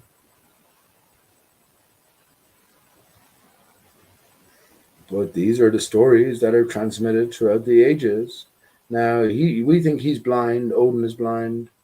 He's not blind. He just sees better. He understands that the visible light is the false light. So he's a deeper, keener insight. And in a way, I know it's true. My son has one. Well, you can only see through one eye, which is his right eye. So his left eye is gone. And I just remember all the times we tried. And anyway, I think now everything is for an ultimate purpose, or inner, or one eye B. Do you know the one eye B sort of thing? I think that's more significant. All of these things are messages to us, or clues, little clues for us. One eye B, yeah, we've got to come to see the true light. And remember I mentioned light, or remember I mentioned the L earlier on in relation to the H. If we drop the crossbar and bring the two uprights together, but then we get the two L's. Yeah, so H is in the middle, right? So H human, bring them down. L human, lumen. Beware the false light. Lucifer, fallen angel. So when you bring the upright upward, you get the T. So H human goes to T human, or in a sense TR human, which is true man. So we all know about the Truman Show. And Truman's transformation occurred in and around, it had to have been day 9/11. It had to have been maybe, I don't know, if it was, imagine it was a fucking day 11,000, 9/11, something like that. But 9/11 was definitely prominent when Truman's awakening came about via the falling of Sirius from the sky. And would you believe, friends, I was looking out tonight and saying, I miss Sirius, I can't see it anymore. But that's because, the sun has drowned it out. So when it's around now, the sun is in a different position, so it's daylight. And there's no instrument. Wouldn't you imagine? Here's a great one, which confounds all the ballers over in Jet Pandas. Not confounds them, they say no, there's no instrumentation there, which does that. But wouldn't you imagine that there's a little app on your camera when you point it out at the sun or in daylight, let's say the sun is over here, and you just want to see, well, what stars are there right now? Because surely all the energies are coming from the fucking from the fucking stars, just the same way as they are always. We just can't see them because they're drowned out. But surely the energies are there. It's like going into a bank vault or something and seeing that. Well, yeah, everything seems clear, but put on the goggles then, and you'll see all the fucking security laser lights, invisible laser lights going across. Do you know what I mean? It just involves you getting the most appropriate instrumentation and seeing what's already there, but they can't do it. Isn't that something? I have an answer why they can't do it. I have a fucking brilliant answer. Maybe there's no one else in this world who has the same answer as I do. I have a brilliant answer. What answer do you have? Anyone? Right. What I'm gonna do now. I got away with it the last few times, so brilliant. I'm gonna put on. Actually, what I'll do now is I'm gonna put on another song. I'm going to put on a song for the break, and when I come back, I'm going to sing another song. And maybe then I'll put out the link if anyone wants a quick chat for a few minutes or whatever. Or who knows? I still have about 10 hours for the rest of the month. And the thing is that if I time it correctly, and I maybe say like get 2 or 3 more hangouts until I get to the 20 hours, and that 10 hours is a set left, then I can time it if I time it properly. If I say stop the last hangout at 19 minutes, let's say 50 seconds, 19 hours, 59 minutes and 50 seconds, and stop the hangout there, I'll have 10 seconds to carry over until the 20 hours is up. But the thing is that you can go on as long as you like in the next hangout then. So I should time it properly like that. But yeah, I'm going to play a song, and I got away with this. Not play a song. I'm going to play a song, but through YouTube. I got away with this the last few times. So fair play to the Killers, or whoever is responsible for that. Once again, this is for educational purposes primarily. Honestly, why do you think I'm playing this? The song is great. You can always go listen to it in terms of your own YouTube privately. But I'm saying to pay attention to what's been said via the lyrics and the video structure itself, the video progression itself. So that's what I'm going to put on while I'm going to have another smoke at the front window this time. I'm going to smell the whole place. Too late for that, but I do my best. I do my best. Remember, I tried to. Remember, I put the bag over my head the last time. That wasn't working too well. Anyway, I'm going to find that song. But that's a brilliant image there. Maybe I'll have to leave that up, will I? For you to consider. Actually, think about it. Odin, Thor. So the son of Odin, Thor. Thor. Thor. Right now, when we think about the thought, Though, you know, actually, thought is palindromic, except for a little bit of a takeaway somewhere. Try to work out how thought is palindromic. Anyway, let me just minimize this, and I'll bring up the Killers. I'll play a song. It's getting late here as well. Fucking hell, that's late enough, is it? What time is that?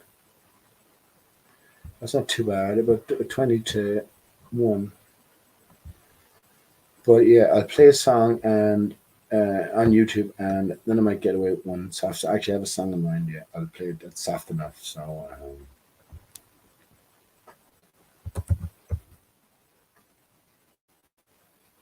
here we go. Right, friends, enjoy this and pay attention, won't you? Right, again, as I said last time, this is Mount Meru. They're showing you at the start. I'm telling you this. Pay attention though, and let me put on the lyrics as well, just so you can read it. So yeah, I'll be back in a bit after I have a little smoke, and yeah, enjoy.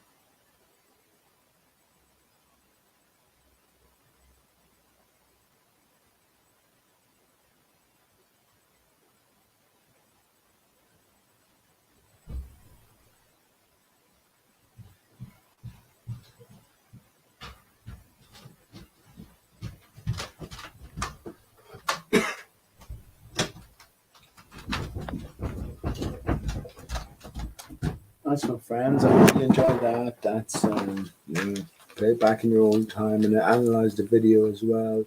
It's a sort of a walkthrough, lyrics wise and visually wise as well, production wise, as regards our entry here.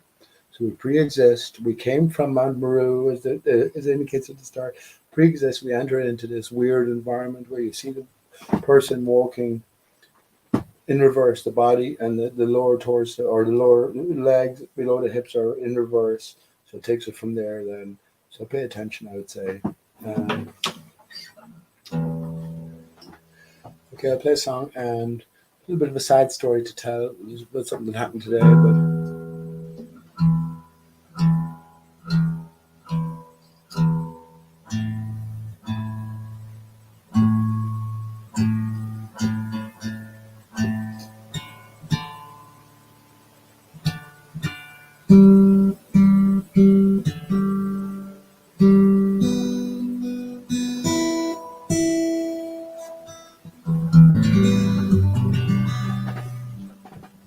okay, let me stop sharing.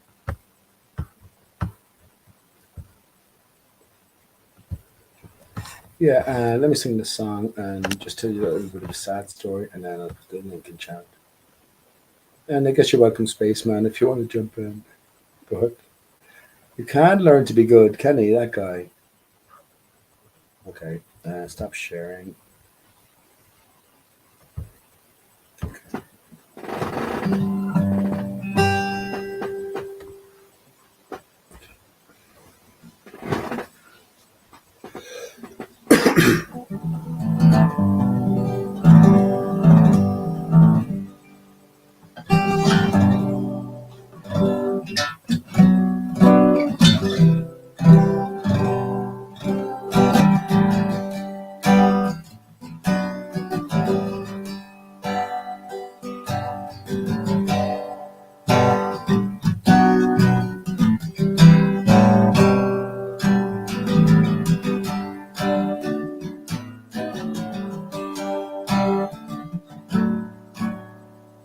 I'm sailing away, my own true love.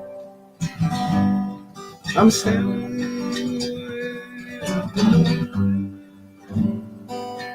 There's something I can send you from across the sea. The place where I belong. There's nothing you can send me now. True love. There's nothing I wish to you. Just carry yourself back to me unspoiled. From across the lone ocean. But I just thought you might some fun. And if so,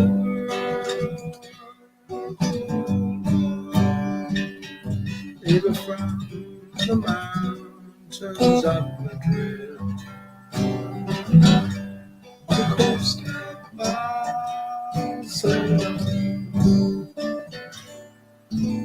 Well, if I had the stars for the darkest night, and the diamonds from the deepest ocean, I'd forsake them all for your sweet kiss. Well, that's all I'm wishing to be honest. I may be gone a long time, but all I'm asking is there something I can send you to remember me by? Take your time for easy passing. How can you ask me again when it only brings me sorrow? The same things that I would want today.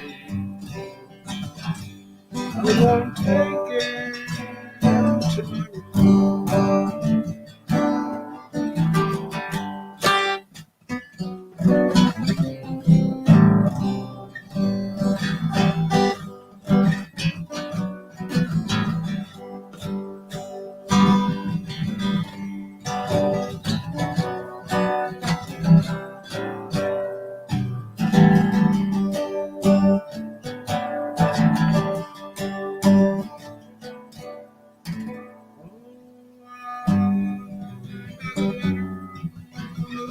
Someday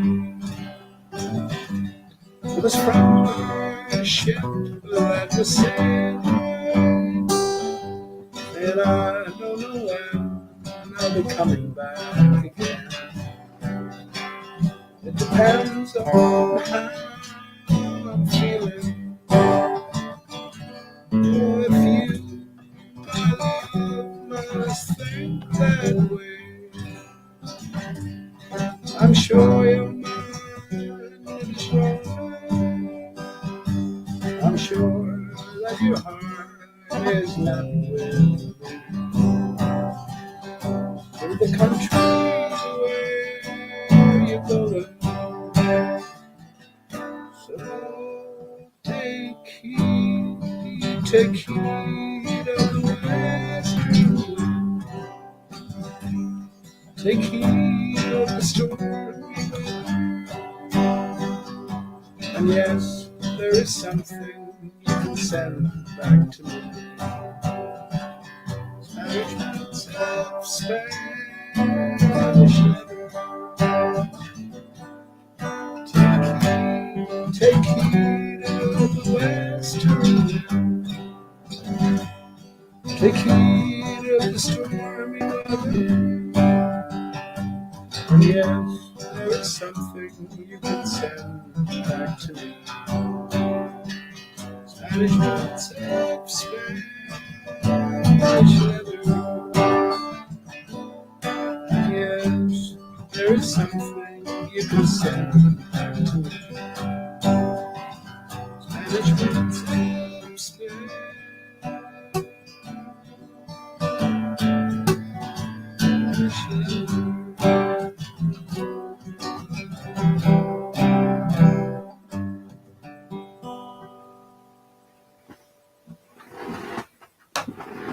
Spanish Boots of Spanish Letter, Bob Dylan, Friends.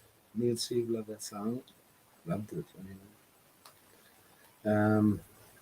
Okay, before I put the link in, yeah, a little bit of a sad tale today. I went along just to my usual busking spot. And you remember the girl I was telling you about the last time, where she was sort of she was standing just a little bit adjacent down the way. It wasn't in my direct view, but it was a peripheral view.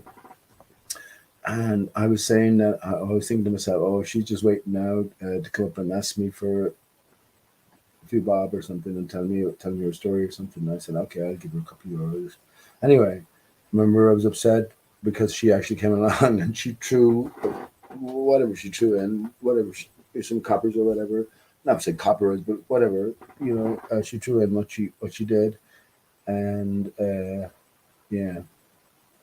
I was sort of affected by that because I wronged her in a sense, but yeah, she was there today as I came, because I didn't know her. I never spoke to her or anything like that.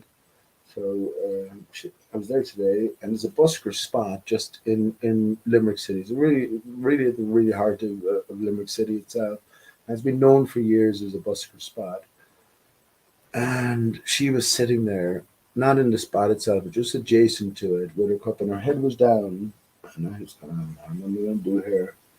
I want to impose, or I didn't want to say anything or do anything.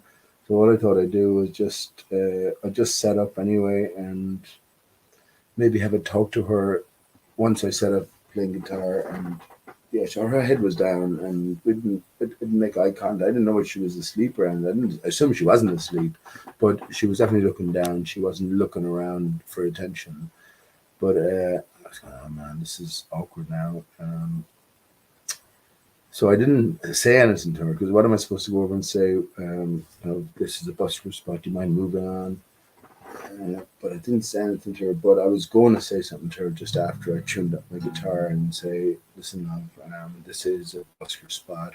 You know, if I get a few quid later on, will you come back?" But just before I was about to say that, she got up and she took umbrage at it, to saying, "Did you not see me here?" And before I got a chance to say anything, she sort of walked away. Was saying it was bad form of me. And I called her back, and we did have a little chat. And I was going, "Love, this is, you know the story. Do you not know the story here?" And I said, "If you're sitting there, anyway, they always move people on from Brown Thomas. It's one of the highlight in terms of establishments in Limerick. So they always move the people who are collecting outside onwards, because the shop itself is it sells itself as top notch anyway." But I said, "Do you not realize that that's the case?" And I didn't want to say to her, I honestly didn't want to say to her that I'll give you €2 if you move on or something like that, because I didn't want to do that. I didn't, you know what I mean? But anyway, she got upset anyway, and not that she knows anything about me, but she walked away. I said, "Will you come back to me later on? And I might have a few quid gathered, and I'll sort you out." So hopefully I'll see her again. But she walked off, and she was sort of upset, saying that I have no home. At least you have a home. So I mean, not that she knows anything about my story, but yeah, that was a bit. But at the same time, then she's going to get moved on anyway, and it's a busker spot. It's literally a busker spot for years. So I don't know. I didn't know what to do there. I didn't want to go somewhere else myself as well. I probably handled it wrongly, and yeah, it was a bit upsetting for me. So I hope I meet her again. And what are you gonna do? What are you gonna do? What are you gonna do? We'll see how it goes when I meet her, because it certainly wasn't my intention to upset her or be any sort of imposition. You know what I mean? But yeah, she was collecting money, and I don't know. She homeless, I guess, or living on the street. Although, remember I said the last time, I thought I saw her with a guy as well, and I'm not making any judgments at all. But everyone has a sad story to tell, and if there's a guy in play, then it's usually there's good money to be made from. I'm not saying that in that way. Good money to be made from tapping, they call it, tapping, tapping here, and what are you talking about? €100 a day in potential, and people know that as well. So everyone has a sad story to tell, but some might be some are definitely more genuine than others. I definitely know there's people who do that for a living. So yeah, that's a sort of sad story today. So hopefully we can sort of make amends or something. I don't know, make sort of inroads anyway into putting that right. However, I'm going to do that, I don't know. It doesn't seem that it has to involve money. It's not to do with money, but just that I offended her in that way, I'm a bit upset about. Anyway, anyone wants to chat for the last while, let me know. I'll put the LinkedIn Discord here. Or not the Discord, the StreamYard. Hello, you. I should go through the links. Apology. I should go through the people in chat. Apologies, friends. I mean, you know the story by now. Fuck's sake. If I start talking at all to people in the chat, then I get bogged down. I actually think, remember Spaceman came in the last time. As I said at the start, he is detailed or designated as being one of the top antagonists, and that's by some of the top people. Gem Panda, Negatorex. Remember Negatorex, youth? So yeah, I was on. You remember the old days? I was on Spaceman show one night, and of course these people are all easily intellectually defeated. It's a fucking tough gig defending a spinning ball Earth, especially against someone who cares. And flat Earth and a stationary Earth, more particularly in flat Earth, are obvious. It's obvious, and fakery is obvious as well. But what is a deeper layer or a deeper story behind it?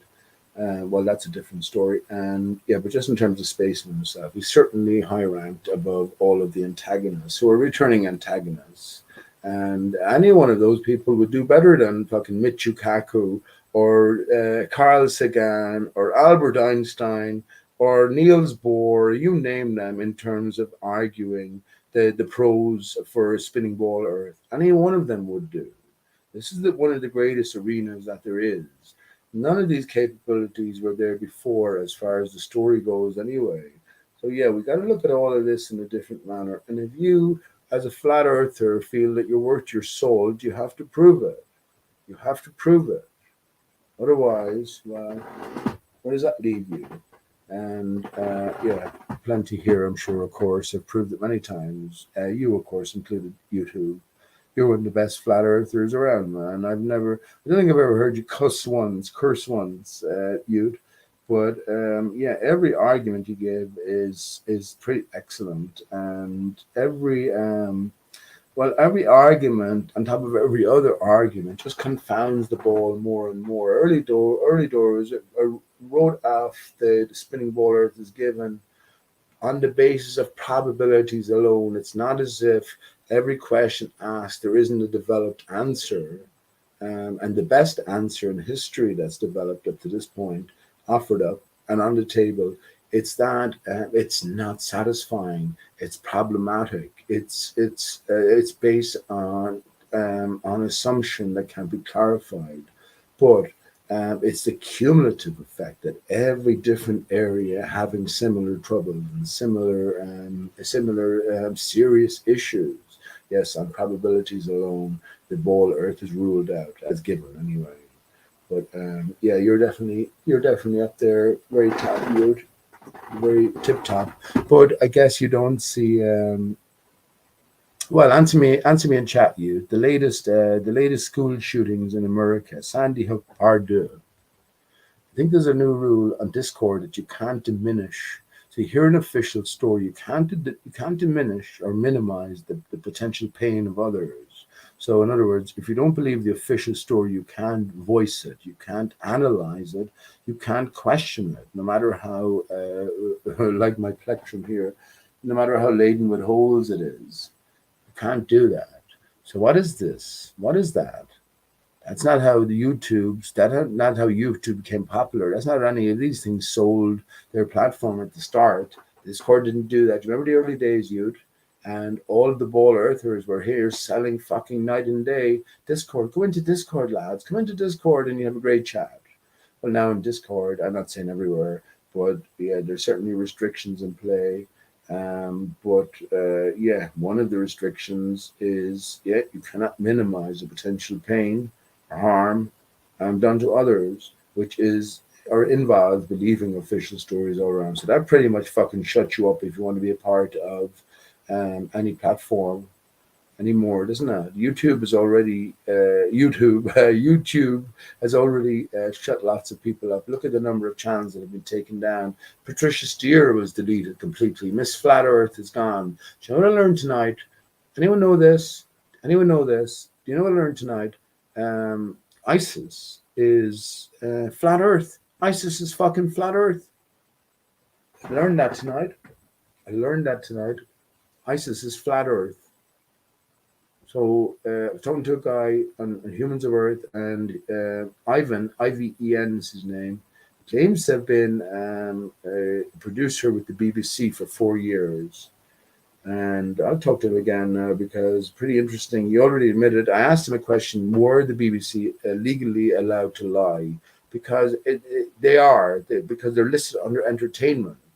So ultimately, if they present something like a soap opera, the soap opera, of course, in terms of the narrative developed, they're allowed to lie, they're allowed to fabricate it. It is for the purposes of entertainment.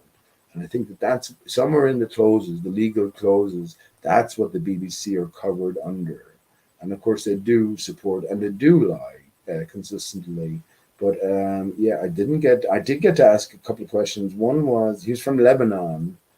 Slash Egypt. So he had sort of one parent or whatever. That was his initial story. But of course, he was a ball earther, so I sort of half believe lots of what he says. But yeah, he seemed to be pretty knowledgeable in certain things, and he was certainly open about the BBC were legally allowed to lie and twist facts, according to interpretation of what you mean. We can never present the whole of the truth. That's where the grey line lies, isn't it? The grey area. Anyway, yeah, we were talking about that. I did ask him about 9/11 because he was the one who was talking about ISIS in Lebanon, who are flat earthers. So apparently, all throughout the Middle East, ISIS represents this radical departure and they're enemies. They were enemies to this guy, but they're the flat earthers. They're the ones who will talk about the flat earth and the Quran being literal, which we know nothing about. All we can associate ISIS here in the West is with fucking fake beheadings, fake video. So we think that they're not real, but maybe there is a real movement, and that represents this sort of sway. We don't know anything about it though, but he seemed to somewhat. So I'll get back to you again on that and see how further conversations go. The one question which wasn't answered by him, because immediately, as usual, when I mention it to anyone, you get fucking shut down.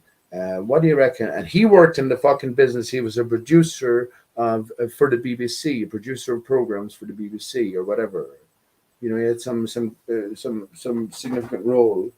And so the question I asked him was, well, I didn't get an answer to, did he know for definite any faked events? Well, he was talking about, he did answer in the sense that the Johnny Depp and what's the name of the woman? I don't even know. I don't pay any fucking attention. I haven't looked at one answer before. I don't care about it. I already knew it was theater, but he confirmed that it was theater. This is a distraction presented to the public. Get everyone talking about this, and meanwhile, this is going on elsewhere. What he was saying that it was a deviation or a distraction from was actually going on in the Ukraine and the immediate future plans for the Ukraine.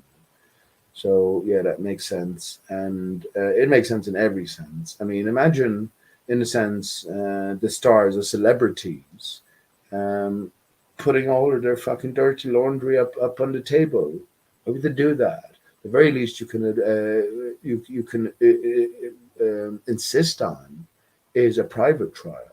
If things must be recorded for posterity, fair enough, but not for fucking public live viewing. You just don't. Especially you're the guilty party. Imagine. Apparently Johnny Depp is the good guy, and what's her name? Heather, is it Heather something? Hart. That's all I'm getting at the minute. Anyway, it doesn't matter. Yeah, she is the bad guy in many people's eyes. So if it was a literal translation of the truth, and she was a fucking demon or a bitch or something like that, and she did all these terrible things, and he was caught up in that, well, she would insist, knowing her guilt already, insist or get her lawyers to insist that there's no fucking cameras going on here. There's no fucking broadcasting minute per minute to the television stations around the world and the internet everywhere. Fuck off. It's not happening. So you know what I mean. So yeah, I'm definitely with him with that. Whatever it's covering up from, whatever it's taking away from, yeah, that remains to be seen. I don't think we can do anything about it. You know what I mean? Whatever news will come out tomorrow will come out tomorrow. Apparently the first case of monkeypox was found today in Ireland. I'm fucking shitting myself. I wrote a text earlier on, not a text, a comment earlier on. Yeah, the news just in, first case of monkeypox found in Ireland. Also news just in, fucking a million fucking apes also discovered. A million fucking apes also discovered. Who'd believe any old shit? Monkeypox. Monkey fucking pox. Said to your man in the shop the other day, Jeff, do you know any monkeys? You ever been scratched? I said, yeah, do you ever been scratched by a monkey, Jeff? You know anyone who's been scratched by a monkey? Yeah. Still, you want to be careful, like, you know, the monkeypox is going to get you. Just in case, you know, you want to be questioning people. That'll be next fucking questionnaire. Do you know anyone who's been, yeah. Do you know any monkeys? A three-part question. Do you know any monkey? Have you ever met any monkeys? No. Yes, no. Yeah, anyway. I guess you could go into a subsection. Yeah, have you ever seen any monkeys? Yes. Next time, on the television or in real life? In real life, in the zoo, or have you a pet monkey? Whatever. Yeah. Have you ever been scratched by a monkey? No. Yes, no. Yeah. Do you know anyone who's ever been scratched by a monkey? Fucking hell. Scratching Ireland. One person in Ireland gets monkeypox. The fuck, like? What are we all supposed to do? Shit ourselves, throw shit around. Monkeypox vax. But I'm thinking of fucking, I'm beating the crowd, setting up a sort of a kit, right? So the monkeypox vax and mask and vax. Monkeypox mask and vax. Monkeypox mask and vax can go. Simple fucking, I'll put fucking, what will I put into it? I don't know. plenty old shit into it. Plenty old shit into the vaccination.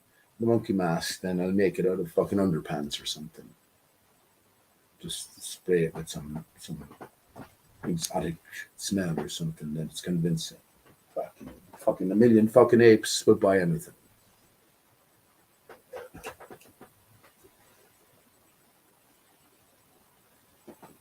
This Del Boy on the street. Get your monkey pox. Get yeah, there we go. Monkey pox box. Mask and vax. No, monkey pox box, mask and vax. There you go, all in one. Brilliant. A fucking special design, then some cute colors or something on the box, and get someone to write some sort of comment, or quote someone, but just put one of the letters in opposition, so they think they're reading it from someone who's significant. Let me just think of a name. Who would be significant in Ireland? Leo Varadkar. So this is the best thing since the sliced pan. Leo Varadkar, leader. I'm not going to say leader of Ireland. Never would know Leo Varadkar, but you just leave out an A in his Varadkar. Varadkar, Vdraker. Leo Varadkar, best thing since the sliced pan. And then who knows? Fuck it. Set on your old shit.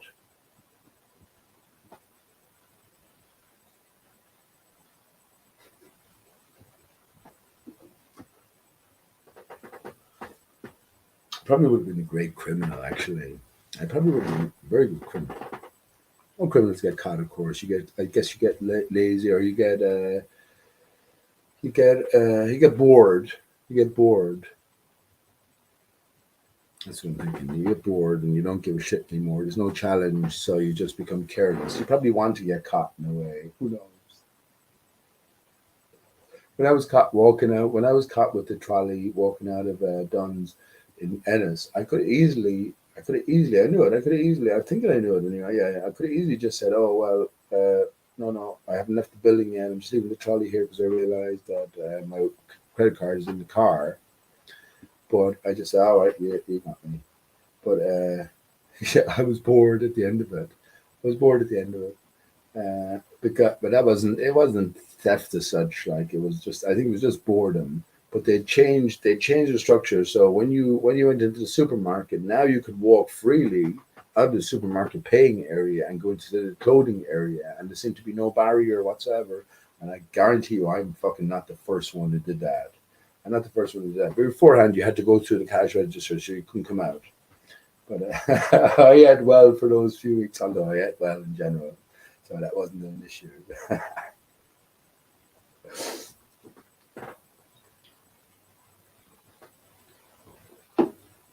But no harm, no foul. But I think you get bored. You get bored. And you want to get caught. Your heart isn't in it as much anymore, I think.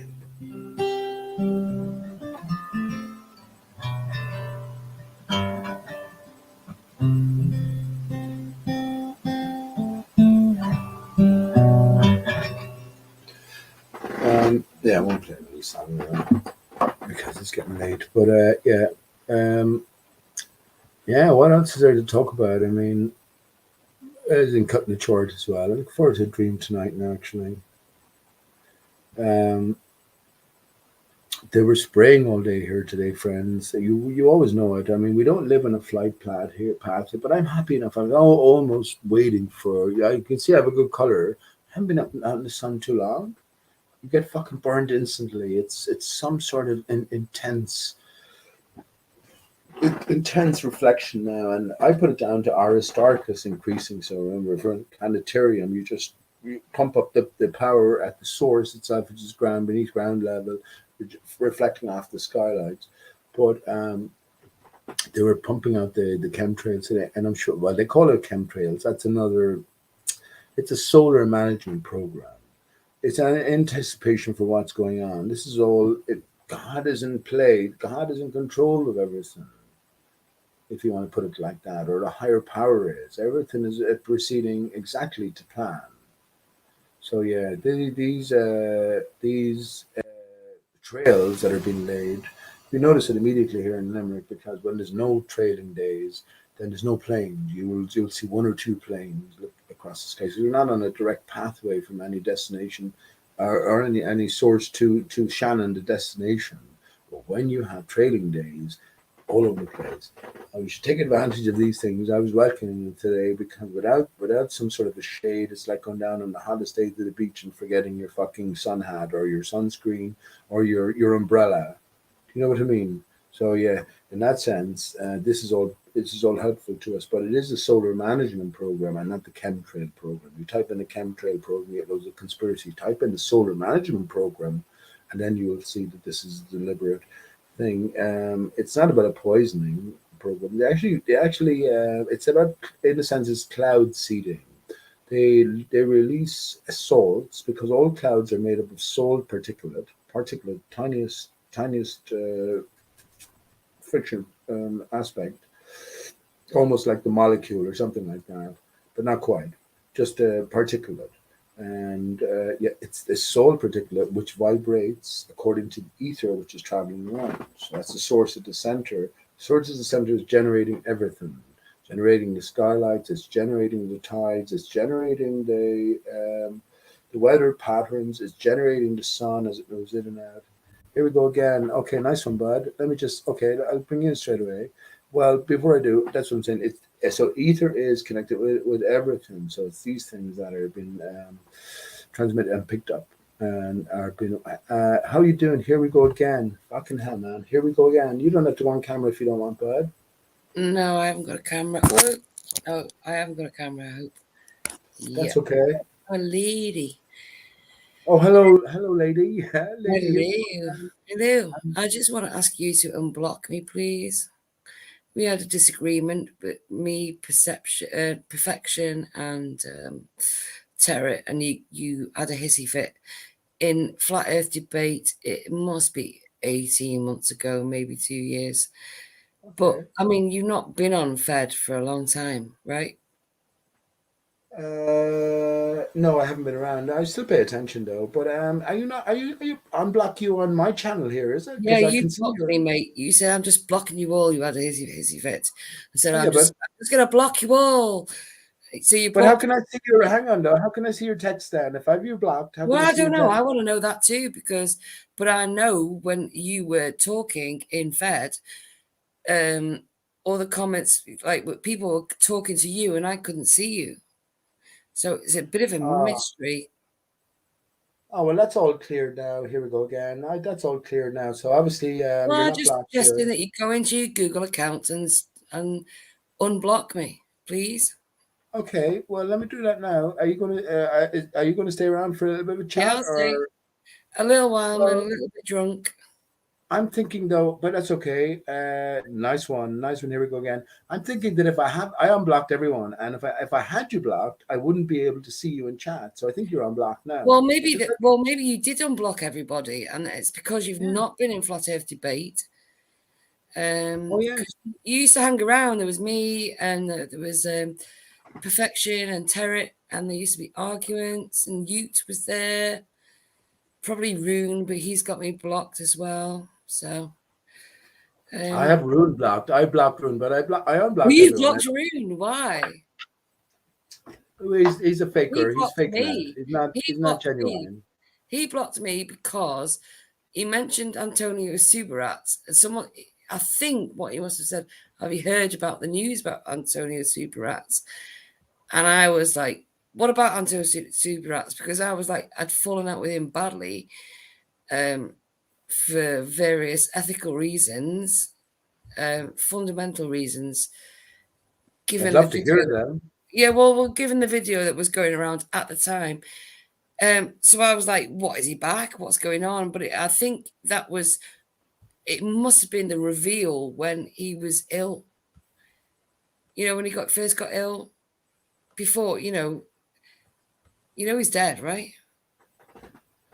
I heard he was dead. I don't believe he is, but I heard he You was don't dead. believe he's dead. Oh, really? No, I don't. Okay. What do you think? I believed it. Yeah, but You know he's a major player in this arena. Think about him and Patricia Oh, Steer. here Here we we go go. again. Here we go. Yeah, no, here we go again. That's my name. Here we Well, go. nice one. Nice one. Here we go again. Can I call you something different? As in, just you can even give me an initial to Sheila. call you. Sheila is my name. Sheila, no way. Yeah, spelt the That's, English way though. that's a fine Irish name, Sheila. There, so No, it is. not Here we spelt go the again, English way. Sheila. It's spelt the English way, you charmer. So how does that? Sheala. E-I. Come on, man. S. It's Yeah, but there's a S-H-E-I-L-A. Sheila. That's the same way as they spell it in Irish, or No, is it? it's with a G-H, right? No, it's not. Or is that the Scottish way? Yeah, It's the you're drunk. Scottish way. Well, my mum was Sheila, Scottish, so although Sheila has a father, right? A father is a stroke over, like a grab over French I have no mouth. idea what you're talking about. You're way too intelligent for me. Shut up, Sheila. Don't be saying that. All I'm saying in the Irish language, Sheila Don't is tell me shut up. An Irish word, and it's Sheile. But except over the first E, the she E, right? Sheila, you have a little accent, a little stroke over the top, like a grave in Yeah, the like a French. French thing. That's Yeah. all. So, isn't it funny? I'm Shay and Shayla or Sheila is Oh, very similar, gotcha. aren't they? Hey, Yeah. we could be brethren. Who knows? You could be my soulmate, Sheila. How would I There you know? are. There I'm you are. looking for my. Are you looking for your soulmate? No, I've got one, mate. Sorry. No, I'm not saying that. I'm not saying that I'm offering myself up as your. But yeah, what are you getting on the defensive for? Take it easy. What am I? What am I? Easy? Do you think that I'm that easy as a I'm soul defensive. to It's cling to? automatic. I'm a woman. Women are born defensive. Come on, man. You're okay. You're okay. But it is funny that you came in to ask me to unblock you from Google. I just haven't been over at Flat Earth debates. Is all, Well, if you've Sheila. unblocked me, that's cool. But I don't like being blocked. It's just as simple as that. And yet, I've got no problem blocking other people. I'm such a hypocrite. But then It's okay. a lot of people are It's okay. arseholes, and I don't think I am one. I don't think I'm an arsehole. Who? Let me ask you a question then. Who do you think is this? We get back to Antonio Subrats Oh, in a here we second. go. Who do you Okay. think is? Well, listen. This is a very significant arena. First of all, Sheila, you're a flat earther, right? Are you hold that they I'm, you're definitely a globe skeptic, right? I'm, yeah, at least that. Probably a flatty, yes. That'll do, right? So we understand the intrinsic ground surface, it doesn't move by extension, and or understanding water, it has to be flat, expands. Who do you think is the most significant? Because it is the whole arena is severely there's a shortage of women, of true women. That's what I'm not saying that in any other way, but just to say Emma obviously it's a B, male Emma B dominated. tried. Emma B tried. But it's not conducive for women, that's for sure. Yeah, but why did Patricia steer then? This is what I'm saying. Well, the question I was going to ask Ah, you: she who fulfilled is it. Mrs. Flat Earth? Who is a Yes, prominent Flat Earth all right. contributor in Yes, terms of their I female? Karen agree. B. Go I on, yeah. agree. Go on. What? Ask me I, again. I was just going to ask you: you as a woman in this arena, who would you rate or evaluate as a very prominent and significant Flat Earth female? Emma B. Emma B. I spoke to Emma B. She's a Bev. She's in the Bev crew. Yeah, that's right. She tried, and she actually put out a statement that it's not conducive for women. It's not friendly for women. Maybe that's why she went to that side, because I think if there are sides, and I think there are actually, Yes, there are. yeah, maybe that's why she went that way. You know, it was a softly approach where you've got this massively aggressive male. I don't know why male think that debate, there's debating rules. I Cheers, don't by know the why. way. I Sheila. don't know Cheers, by why the way. men think that these debating rules are only for men. I mean, come on. Men are It's dickheads. but it's this aggressive stance that they Yeah, take behind it, right? yeah, And Nathan is extremely skilled at it. yeah, Extremely yeah, skilled. yeah. I actually quite like Nathan. I know you that probably rubbed you up the wrong way, but I like him. I love Nathan. He knows exactly what I think of him. He knows I know the story. But he's an actor put in place from the start, and he's aggressive nature. See, He's I'm not acting. sure about that. I know you say that. I'm not sure about that I don't care at if you're all. sure or not, Sheila. To be honest, you should know. You should be sure by now, and you should also know that Emma B is playing her part, just as Bev is playing his part. They're all compromised. If you're friends with any of those You people, think well, you're on Emma? my channel now. I don't mind unblocking you, but I can't change my mind so easily. I know it. Okay, I want I your know it. evidence for that then. Well, will I tell you why? Because who Nathan Oakley? What did they do? What are they brilliant at? Of course, it's easy to debunk the ball. Bev does it brilliantly, and Nathan does it brilliantly.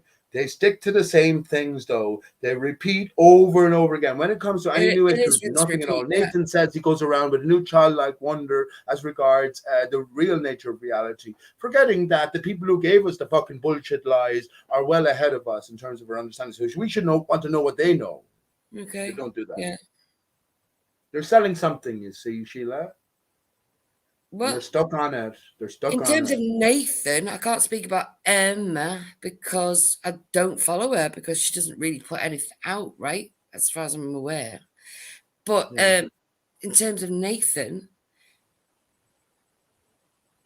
well, he does tell us that he's a YouTuber. He's a Yeah, he YouTuber. get that's his justification. Yeah, he let you know, definitely. Definitely. Yeah, and I want to be a successful YouTuber. And And and everyone should want to be a successful YouTuber, and please share the show. But I yeah, still like Nathan. I'm sorry, I do ish. I'm not You taking know, that away from you. I You have don't my have to issues. justify that. Pardon? I said I'm not taking that away from you. You don't have to justify. Do you think I hate Nathan or something? I don't. But I understand You the role that shouldn't. they're playing. No, you shouldn't hate Nathan. I still Good like hate him, and I do see him as a family man. So, and that he's got two little girls there, and um, I him. respect him for that. I think he's Let me doing. ask you a question then, Sheila. And I mean this genuinely, please, so bear with me. We only live once, and coming to this arena, it's shocking to the system.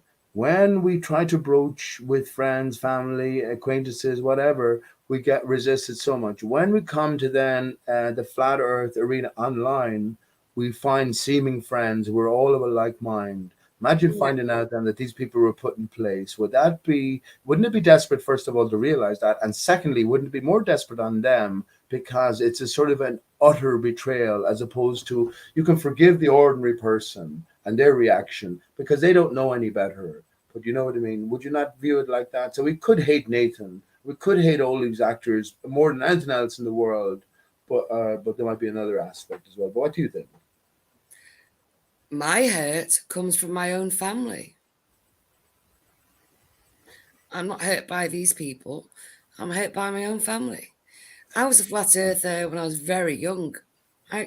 Very young. Very, very young. We had this book. It was like a huge, like, encyclopedia thing. My mum was into Reader's Digest and buying books through these, you know, things that used to come through the post back then. Do you remember? Before I do internet. remember. So yeah, so she'd buy these things, and there was one with this picture of the globe on it, and it was science or something. And I remember, and it had a big this black background, and I'd be looking at it going, "Oh, come on!" But I was smart enough to know I can't chat. Well, was I or wasn't I? I didn't have the balls to say that's bullshit. Right. I never had the balls to say it. And I remember it. Do you know what? I remember it. And I remember telling myself to always remember these things. And I had these markers all throughout my life. I left myself markers. I was like, always remember this, no matter what happens, always remember this. And that was one of the ones I said, no, you gotta remember this. And that happened all throughout my life. And then going into my adult years, we went on a holiday to camping, and I watched the sunset, and I realized the earth was flat again. And I was so elated, and I was with two men. It was very, very respectful. Hang on, you got to understand. I was 19. It was very respectful. The Christians, and this guy anyway. This one guy that took us there. He had an Audi, and it had a sunroof. And I remember getting up in the sunroof, and I didn't say it, and I fucking wish I had now. And I remember thinking, I'm going to wish I said this at some point. I'm going to tell this story. I want to say it's fucking flat. I watched, I observed, and I knew. But then you have to bury it again because no one spoke about it then. And my family always really thought I was an idiot, you know. Why'd you say that was when you were 19? How old? You don't have to say how Oh old you no, are I exactly now. was very young. Sorry, ask a question again. Sorry. What I was saying, when your first realizations, how and your secondary realizations, and how old are you now, or just Oh, roughly? it You was don't have to give all away the your age. time. It was all the time in the playground. I mean, I don't know about grade schools. Everything's changed now. We had juniors, we had infant school and junior schools. It was like 3 years of infant school. I'd say it was junior. It might have happened at infant, probably junior school, and then when we got introduced to the idea of gravity, and I just knew it was flat. And these things that are talked about now on, I can't talk about them in the scientific terms the way Nathan does. I can't. Most of this is instinctive. It just, you know it. Right. And Right. you know, But you level it out in your head. You know, your head's your head. It's your own voice, right? It's your own voice in your head. You're hearing this one, but I've got a voice in my head that you're not hearing. And it was that one. It was like, nah, come on. It's yeah. Yeah. It's thyself. It's thyself that you're speaking to. And thyself knows the truth at all times, Sheila. And by the way, just Yeah. after going through blocked users on YouTube, and you're not on the list, but there's been a few other people on the list, actually. I had a small list this time. I didn't realize it. I thought I There's unblocked perfection on everyone. there. So they're all unblocked now. Sleeping Warrior included, and Rune included as well. I Oh, love Rune. Sleeping Warrior. Okay, I like Sleeping Warrior. I love Rune. I like Sleeping Warrior as well. But of course, he's actor. He's acting his part. What do you mean? So hang on. This is what I was saying to you. So brilliant, Sheila. Brilliant. Because it's such a lonely experience in reality, right? So when It we is come a and lonely find, experience. when we, Indeed. Sheila, one thing I will say is that I can't hear, when you speak, I don't have earphones or anything like that. So I can't hear what you're actually saying. So just let me finish, and then let me, I'll keep it brief. But I was going to say that this is what I was asking earlier on, that when we find this community then online, which is a new thing, obviously the internet is only here for a few years, then when we have this trust and we have this camaraderie with people of like mind, when we find out that they're acting their part, that's the deeper, that's the cut, that's the deepest. Do you know what I mean? Because now who do you have, Sheila? Everyone's gone now. You're on your own, right? Okay, I understand what you're saying. So what you're saying is I'm constantly in Nathan's chat rooms, looking for companionship because I'm clinging on to the hope that No, I'm not saying that. I don't know where you go. To be honest, I haven't seen you or thought about you in years, I no, guess. but And I that's think what our I only, am. I'm not constantly in there because I work, but I do go in these chat rooms and I do interact. do what you do. Do what you do, man. I'm not taking that away from you. I just left there because I was bored more than anything else. I left on good terms with everyone. Well, you and I both. I mean, most of the time I'm in the chat and I'm not even listening to the bloody arguments because, as you say, it is repetitive. But there are some boom moments. I started listening again because I left Nathan Oakley's years ago because of the British steer thing. I don't know. There was something just maybe disturbed about the whole thing. Steer, especially when she hooked up with the super rats. So I just left it. I was like, no, I'm done. But then it was about October 2019, maybe a bit earlier. I'm not sure exactly. Nathan would tell you. I started going into the shows again, or listening to the shows again, and then Black Swan was just being formulated. So by the time Black Swan hit in 2020, we were just going into that, and then we got lockdown. So then lockdown, that was it. I was 24/7 into that. Yeah.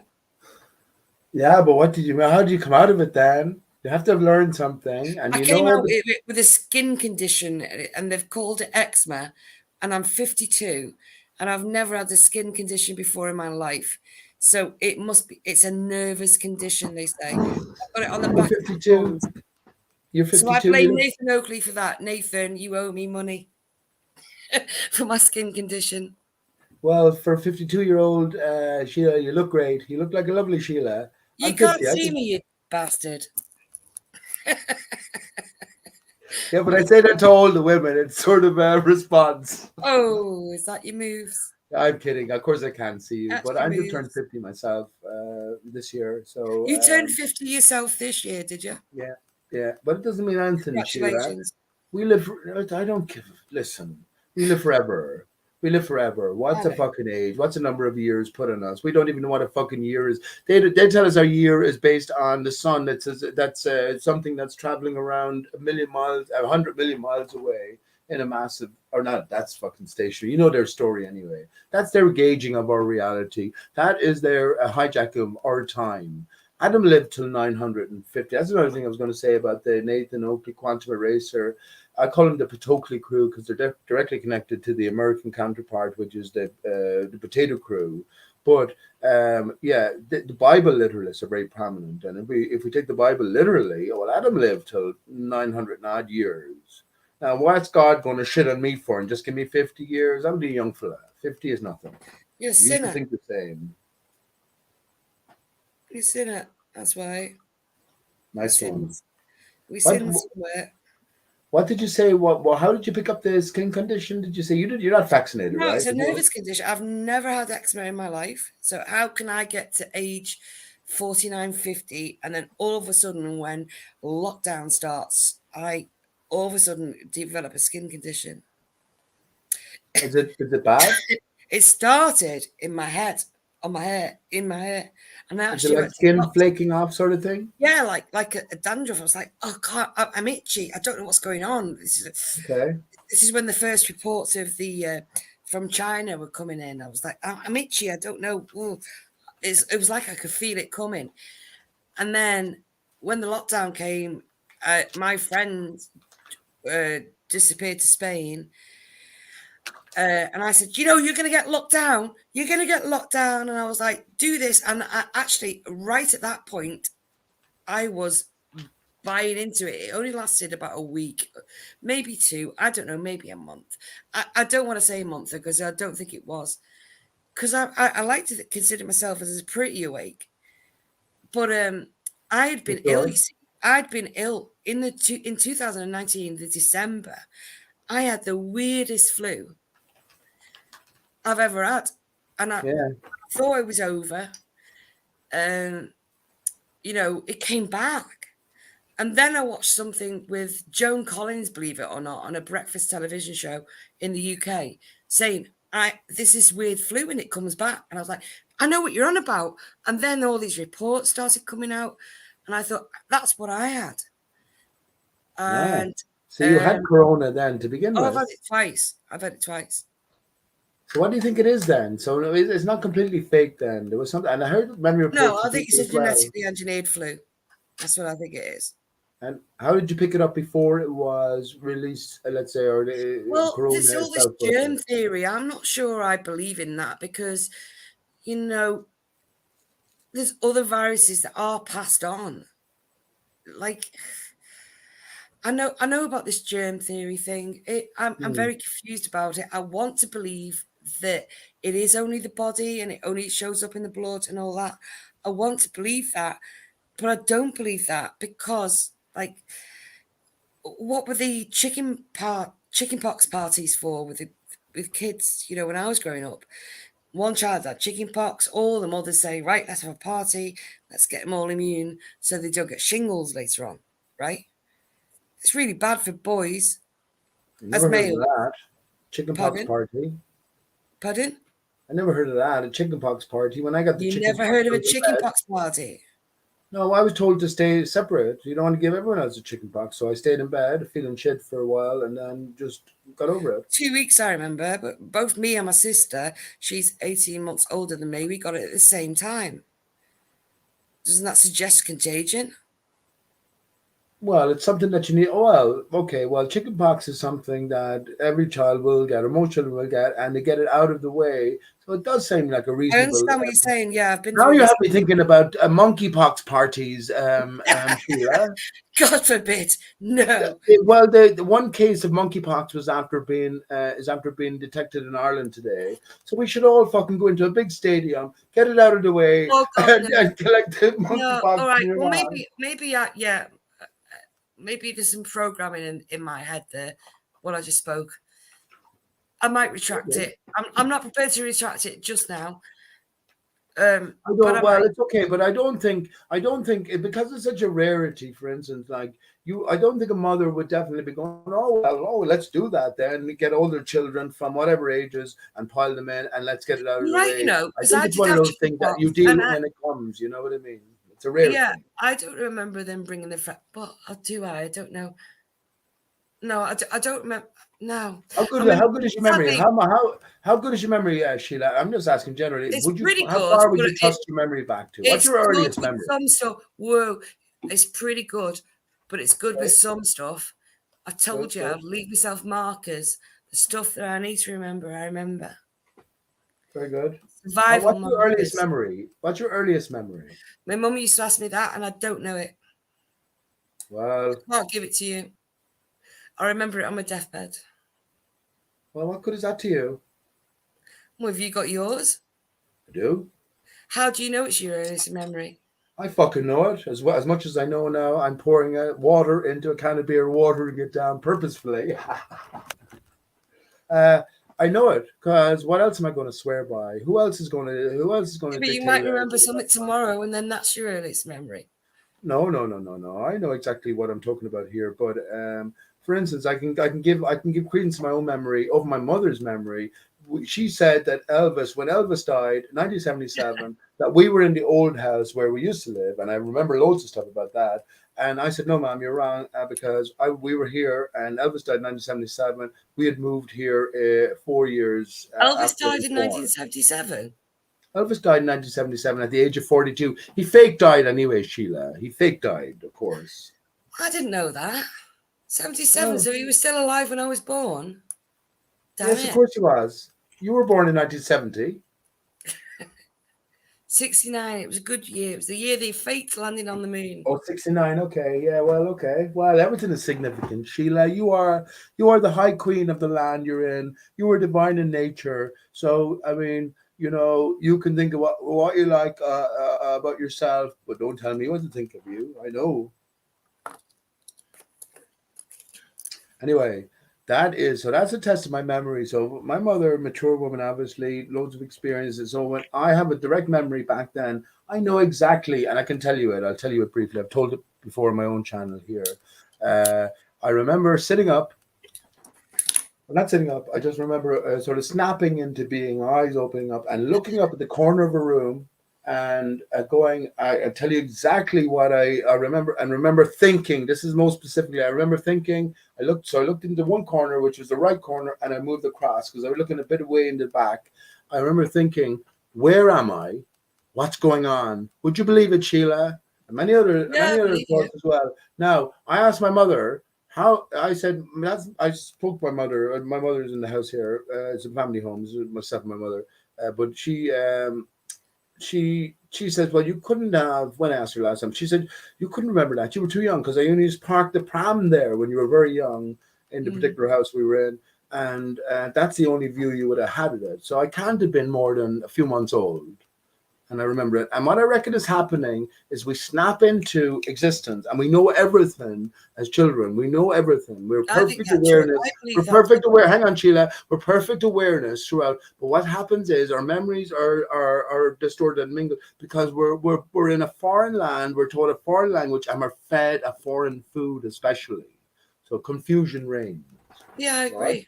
I don't disagree with that. Yeah. I'm just saying, I just disagree with my memories because my mother used to ask me this all the time.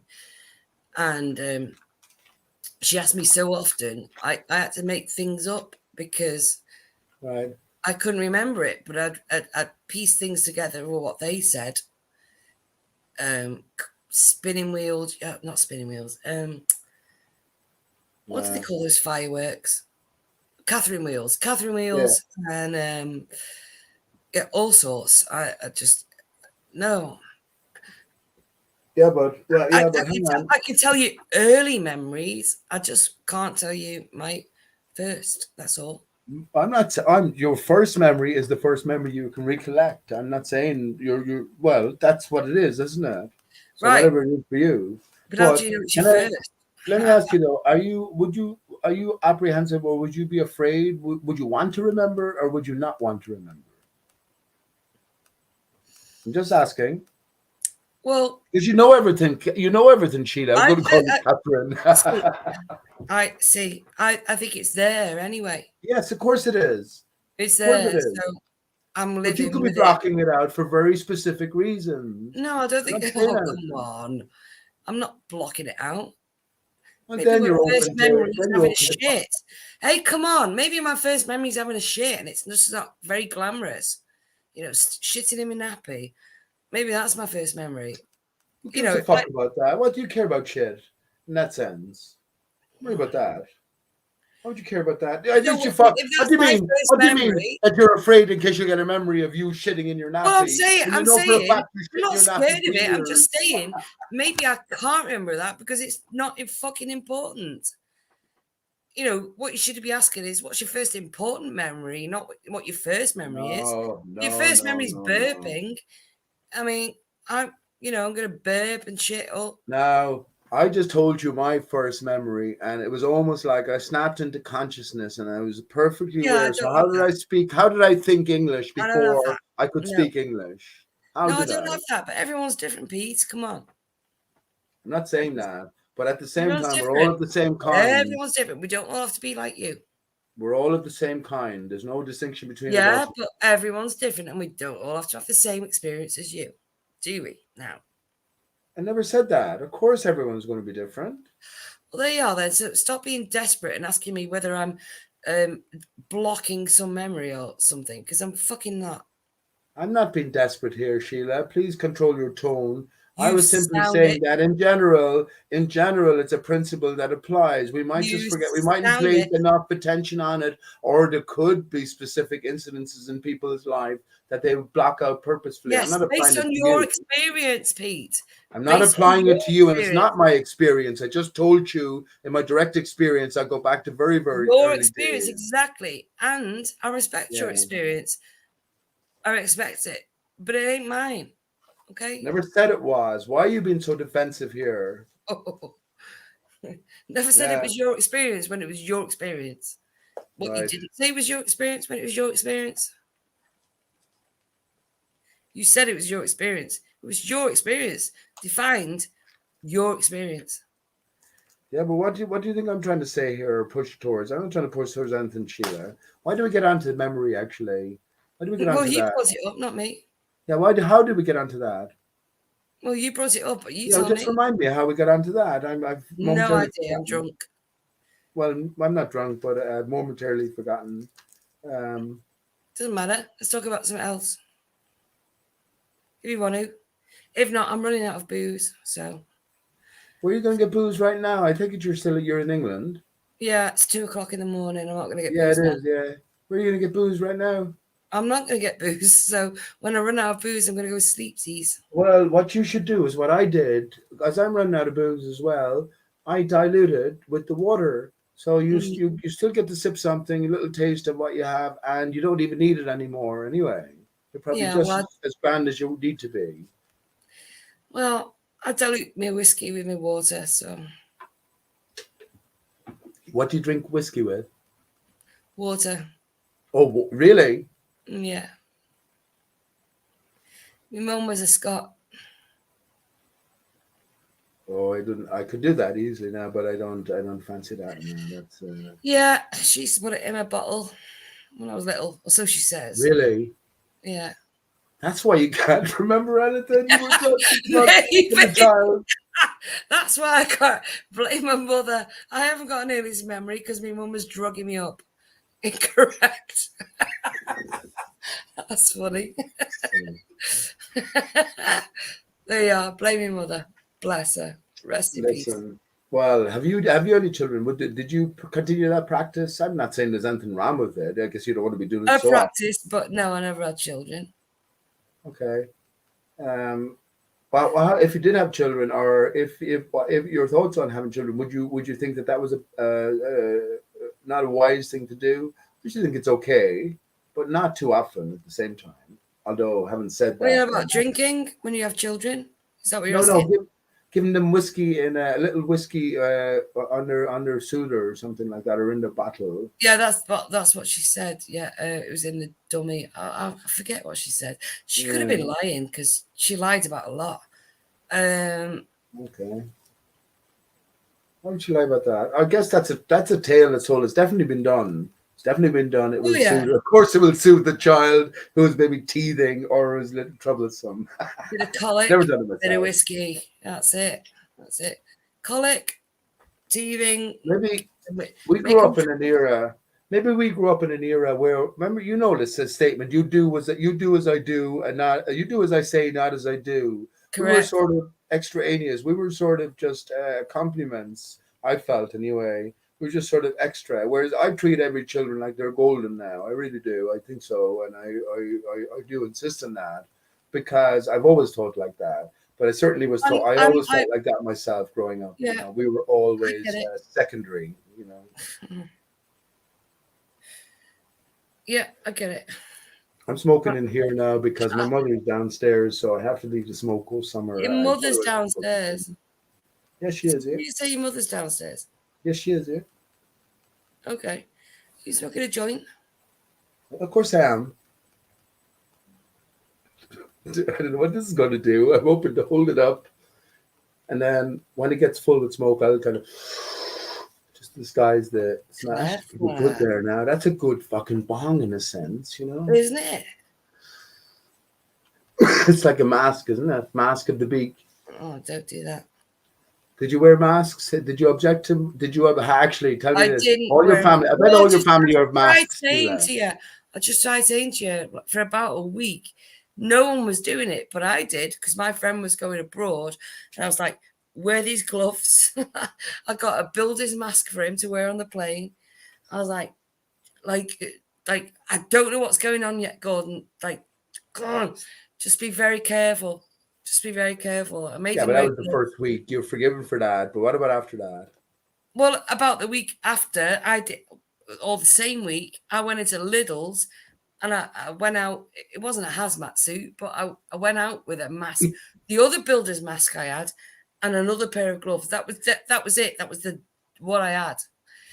And I felt like a complete idiot. And everyone was looking at me, and I thought, well, you're looking at me, but this is what's going on. Wait for what's to come, yeah.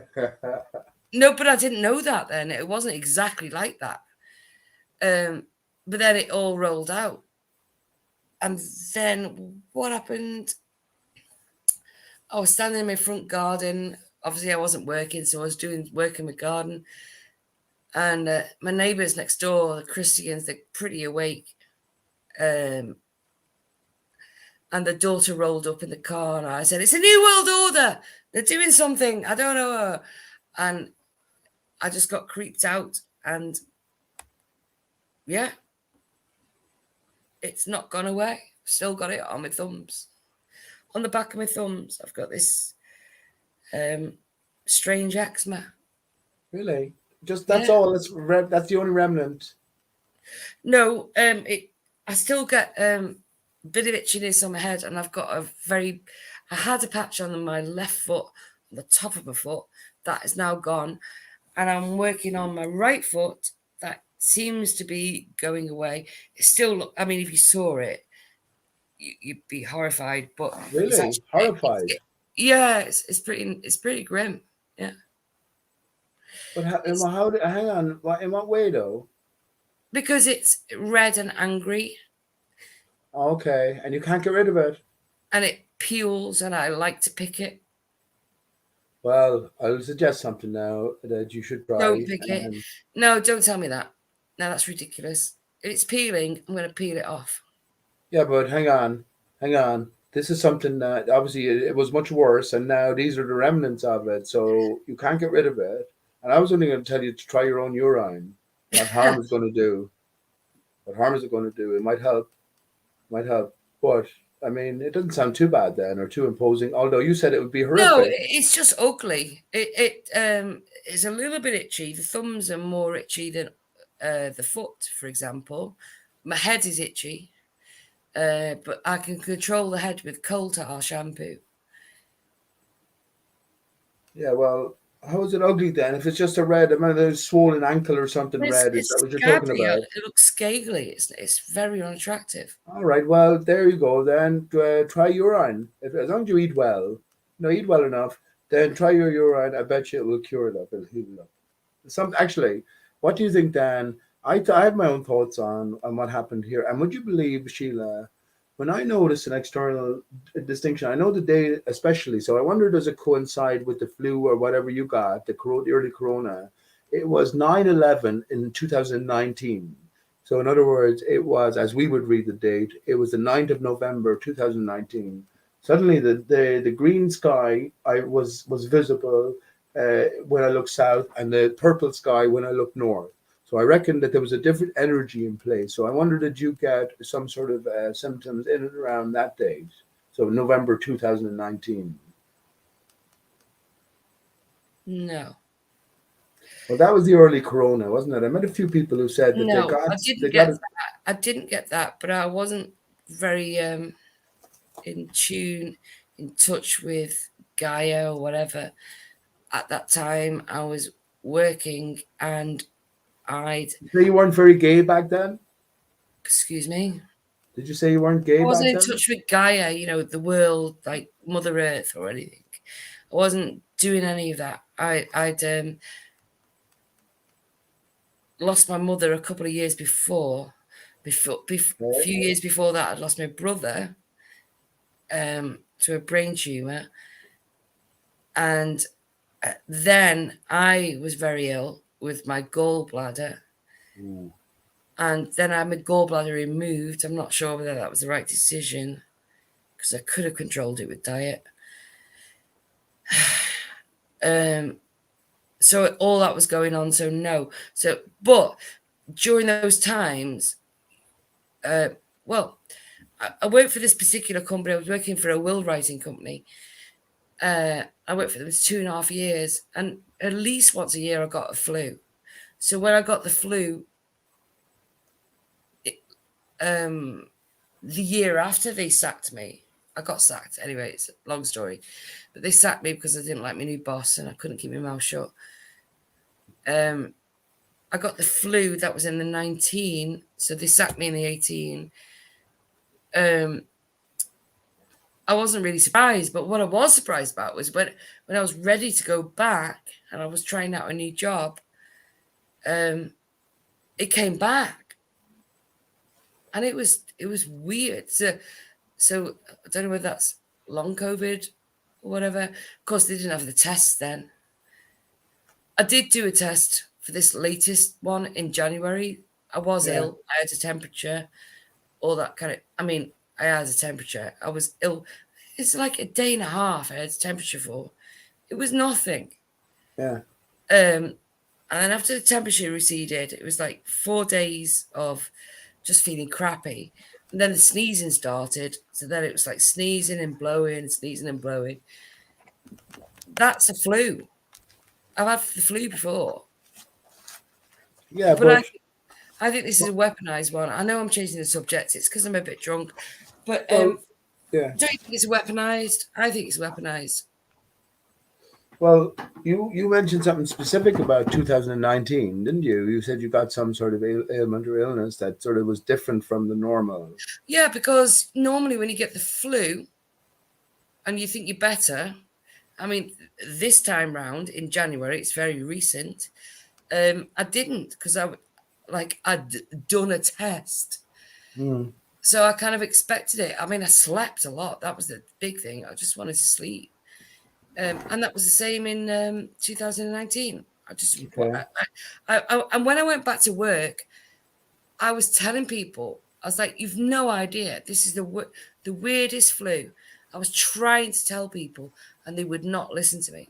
You Well, I have my own thoughts on it, but all I'll say about myself, I never worried about it from day one. I actually expected corona, not quite corona, but Why should you something. worry? It's got a 99.97% or something. It's ridiculous. Well, well, I Survival. didn't worry about it from the start because I knew it was a fucking hoax more so than anything else. Well, And I think they've tweaked flu. That's all it is. I think they've somehow managed to tweak it. I do think well, they've done something because listen, I know that the jabs are going into the liver cells and all that. I started saying a year ago something, well, it's attacking the organs. Well, that was the jabs. We know that now. But it was doing that before, right? I mean, I can't be sure, but wasn't it doing that before? not sure. I don't delve too much I into don't these know either. areas. I don't know, but we're never going to know because they won't fucking release the data, will they? This is the thing, isn't it? This is the thing as well. So at least you haven't been vaccinated anyway, have you? No, goddamn Right. no.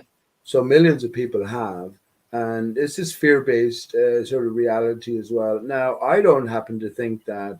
I actually happen to think Hey, that Pete, I've got a business idea for you. one. Business idea.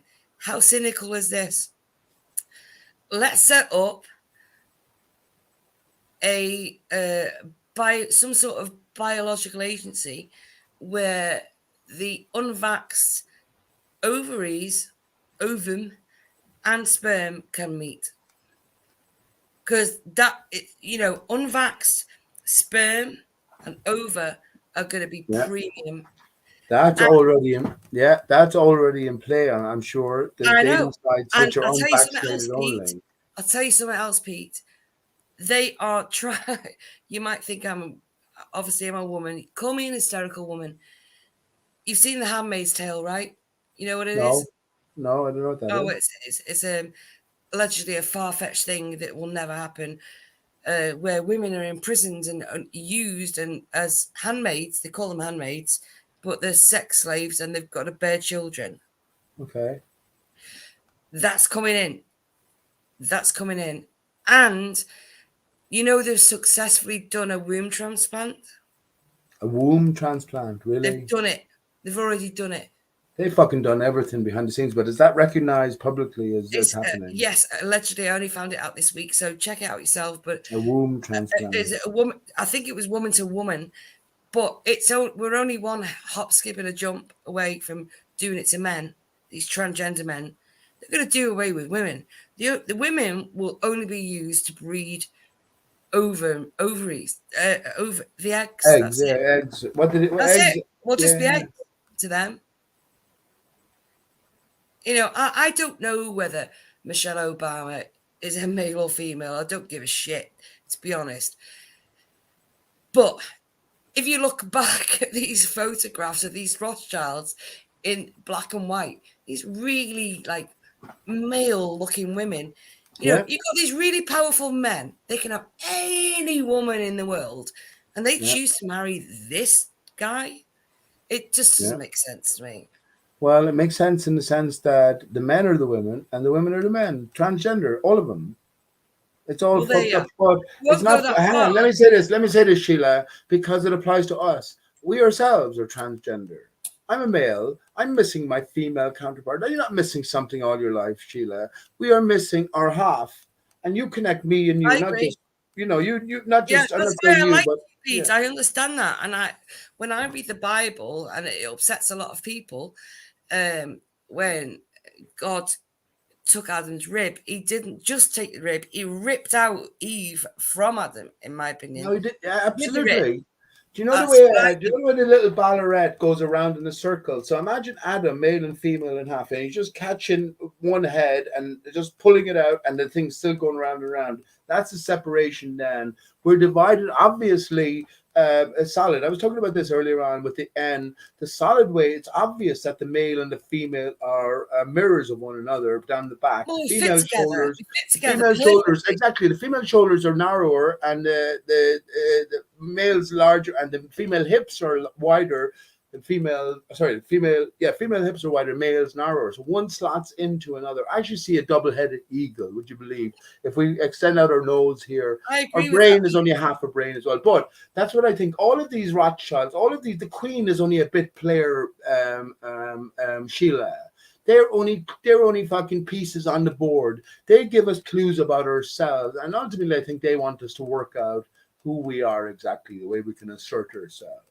Now, I think that's true. I definitely think that's true, and definitely there's so much transgenderism going on, but it's not for the sake of. It's not this reptilian race, or it's not the enemies taking control. It's just a greater part of the story which encompasses all of us, and of course, our own story has to be the most intimate story. So it has to all go back to that. That's what I think. No, I could tell you stories, but I'm not going to do it on the internet. I bet you could. I really do bet you could. I mean, the one thing about me here, right, is I'm speaking openly, and I sort of, I'm the sort of the attention. That's why I sort of speak to myself for the most part, but I know that there's some great minds and great stories to be told from everyone that you can't tell them. Let me just say, Sheila, I'm on, do you know Gem Panda? I'm on Humans of Earth regularly enough. Some great conversations on there, and especially with people who know better. I know all of those people knew the Earth was flat and stationary before I did. So what did they know? This is what I have to do then, is to try and find out. You know what I mean? Trying to find out who knows what. I think that's the only place. That's my problem. Let me just say that's my problem with Quantum Eraser, Nathan Oakley, Bev, Ranty. Ranty's a fucking good one for pushing the Corona fucking hoax, wasn't he? Anyway. I know they know better. You know what I mean? I know they're playing their it wasn't part. it just. I was around for that, and I went out and bought more pasta. I did. I bought more pasta and rice. Not toilet rolls. I was surprised about toilet rolls. But it's okay. Now do you feel silly a little bit?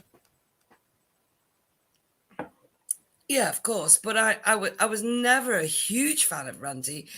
When he broke off, I remember the break off, and it was very acrimonious with the FED people. Yeah. It was only Nathan that kept showing him respect. Sleeping Warrior was like, no. And yeah, it's all an act. It's all an act, Sheila. I got it from Ranty. It's all an act. It was all an act from the start. It was a fake breakup. Ranty went his own way then, and now, of course, Ranty is a globe earther again. It's all an act, and I knew it was an act. I called him out for an act, and I haven't got confirmation. Spurs Chemo, who's friends with all of these people.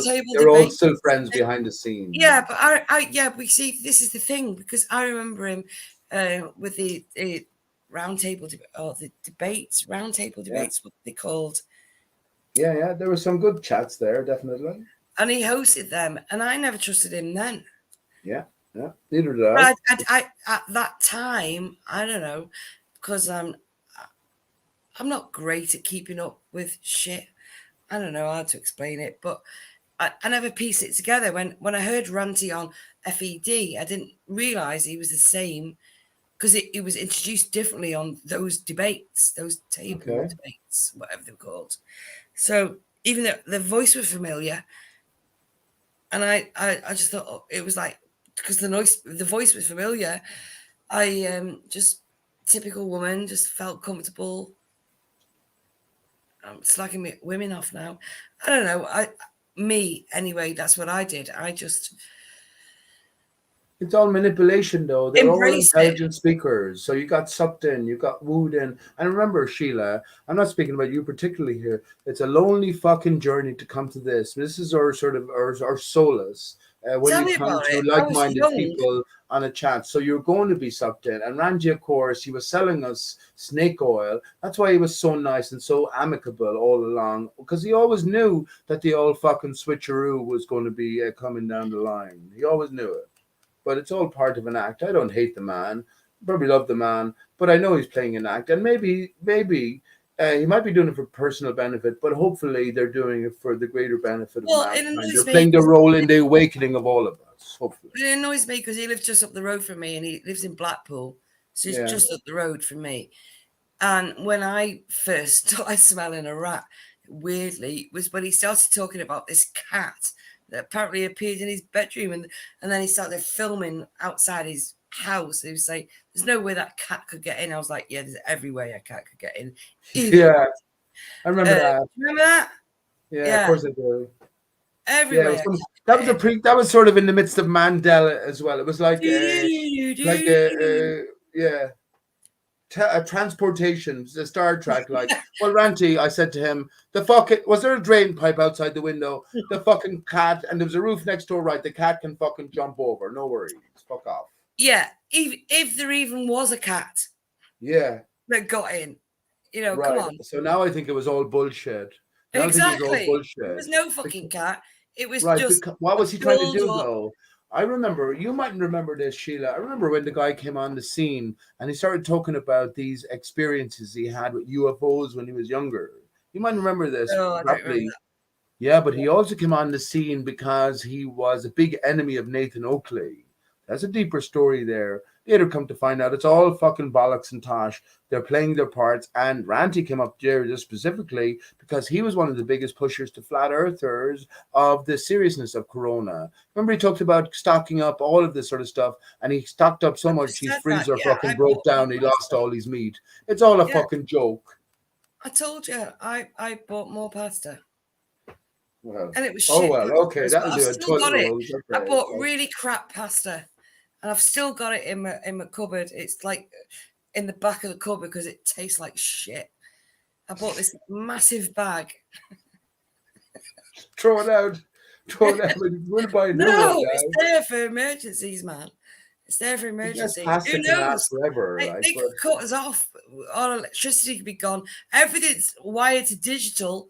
No fucking such thing as analog anymore. oh, Even BT is going off analog. They're going all digital. So when it goes down, man, it's going to go down hard. yeah. We're going to be in the fucking shit because they Well, put all their eggs in one basket. they can And do the that only people that easily. have analog will be the fucking military, and we're done for. It's going to be chaos in the streets. It's going to be raping and pillaging. It's going to be a fucking nightmare. Don't laugh, man. Look Don't forward to laugh. that. That's how it's going to be. Most sex I got in ages. What? I said I look forward to the raping and pillaging. The most sex I've got in ages. Don't And the laugh best about thing that, is man. all You're the speaking lights to are a out. woman. All the Don't you lights are out. dare. Don't laugh about that. I will laugh at that because it's hilarious. No, it's not. Yes, it is. Because I bet there'll be women going around raping men as well. That'd probably be the worst ones. Hey, Well, see, Sheila, these see, are all, listen. all this time, I was like, "Oh, this is a nice conversation," but now well, come on. but now Okay, you've well, upset me. well, You I don't can't mean to say do that, that. man. I don't You mean to can't make say little of that. rape, and I don't mean to do that then. I don't mean to do that. That was sort of a joke. What the hell are With you dark doing? humor. But hang on, we're in the midst of a No, dark scenario here. So no, yeah. it's not humor It was a little. to you. I don't condone rape or pillaging. I'm an honest man. Of course, I would never do that. So it was sort of dark humor. And this is my channel. And Every Pete man Shea, says that. now hang on, please, Sheila. Let Pete me Shea tell will you, express every himself. man says that. Pete Do you Shea, if know? he can, Sheila, shut up. Pete Shea will express I'll shut himself up, but then honestly. you're going to listen to me. No, I'm not. Pete Shea will express himself honestly and open. I was making a joke. I was making a clear joke. If you took that seriously, right, you shouldn't because it's a joke. You presented a dire Rape isn't funny, situation. man. Right, that's all. Let's forget about it. 22 million at the end of World War II. Just saying. Women Well, raped. Women and children. 8 to 80. That was the policy. Oh, Granted, I it's a heard that is Wikipedia horrible. That is article. horrible. Granted, it's Wikipedia, but the historians say over 20 million women and children were raped at the end of World War II. All of those men had mothers, wives, children, sisters, nieces, and they still went and raped. Because what happens when the blood is up, they will do these things, and that's a fact. That's why All men will they? All men? Not all men, no. So what about the men who don't then? Well, hang on. If it's if Wikipedia is wrong, they said 22 million. Let's cut that in half. That's 11 million. Let's cut it in half again. How many men does that take to do that to women? That's a lot. That's millions of men doing that thing. Correct? Well, it has to be, doesn't it? Right. And everyone knows that pretty much Game of Thrones is a bit of much of a documentary. That's how women are treated in war. I'll tell you something for nothing. But that's how women are treated by men in general. Every woman I've fucking met has been hurt You're seriously telling a woman by this? other men. Now, You should that don't- hurt be taken out on me, Sheila? Yeah, but Should that hurt be taken out on me? Because no one knows who. Hang on, Sheila. No one knows who they're dealing with. No one knows who they're fucking dealing with. exactly. Isn't that right? So don't laugh at rape then, because I am a woman, and you don't know my background. That's what I was thinking, Sheila, and I didn't want to involve your own personal story, but I told you on my own channel, I have a sense of humor. In reality, I will tell people that if I make a joke and you don't get it and I laugh, it's just that it's my own particular sense of humor. It's not I'm trying to be offensive. It's just my own particular sense of humor. Can I make a confession? Yes. I will use every opportunity I can to point out the facts I've just pointed out. Because that is the truth of the world. Well, women are forgotten in war. It's all about men. Yes, they're brave and they do get killed.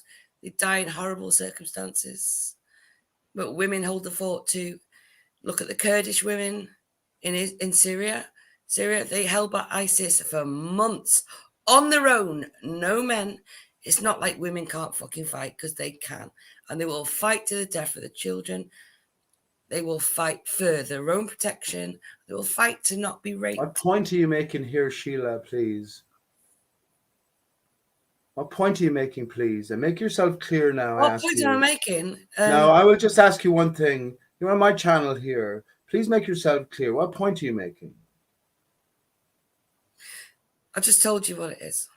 At every opportunity. Right. Let me ask you about fakery then, World War II. So media victim fakery. Pearl Harbor was hoaxed. Was 9/11 a hoax, Sheila? Did anyone really die in 9/11? I have no idea.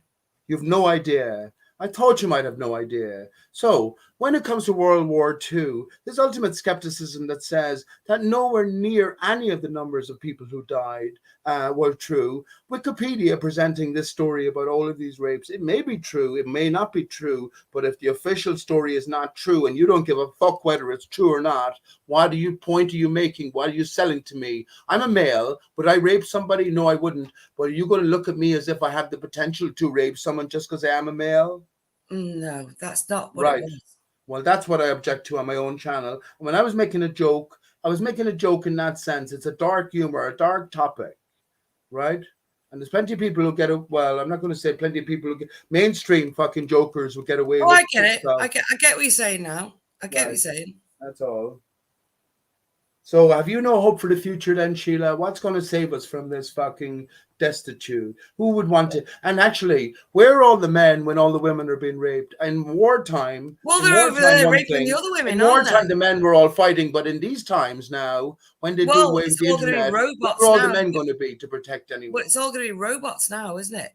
But in the past, when we were getting raped this side, they were raping the others at the other side. And don't tell me that's not true, because you know it's I'm absolutely not saying true. it's not true. There's some horrific stories in operation, Sheila. There absolutely is. Still There's happening not a now. family in Hey, Ireland who China. hasn't been affected by Let's some talk fucking about rape or China. All these another. missing people in China. All these missing people in China. Do you know what's actually going down in China? What's actually Oh, happening? The people, don't it's worry not about it. just for, everyone's, the media, when it touches it at all, which is rare, but when they do, they say it's, it's organ harvesting and all that shit. It isn't that.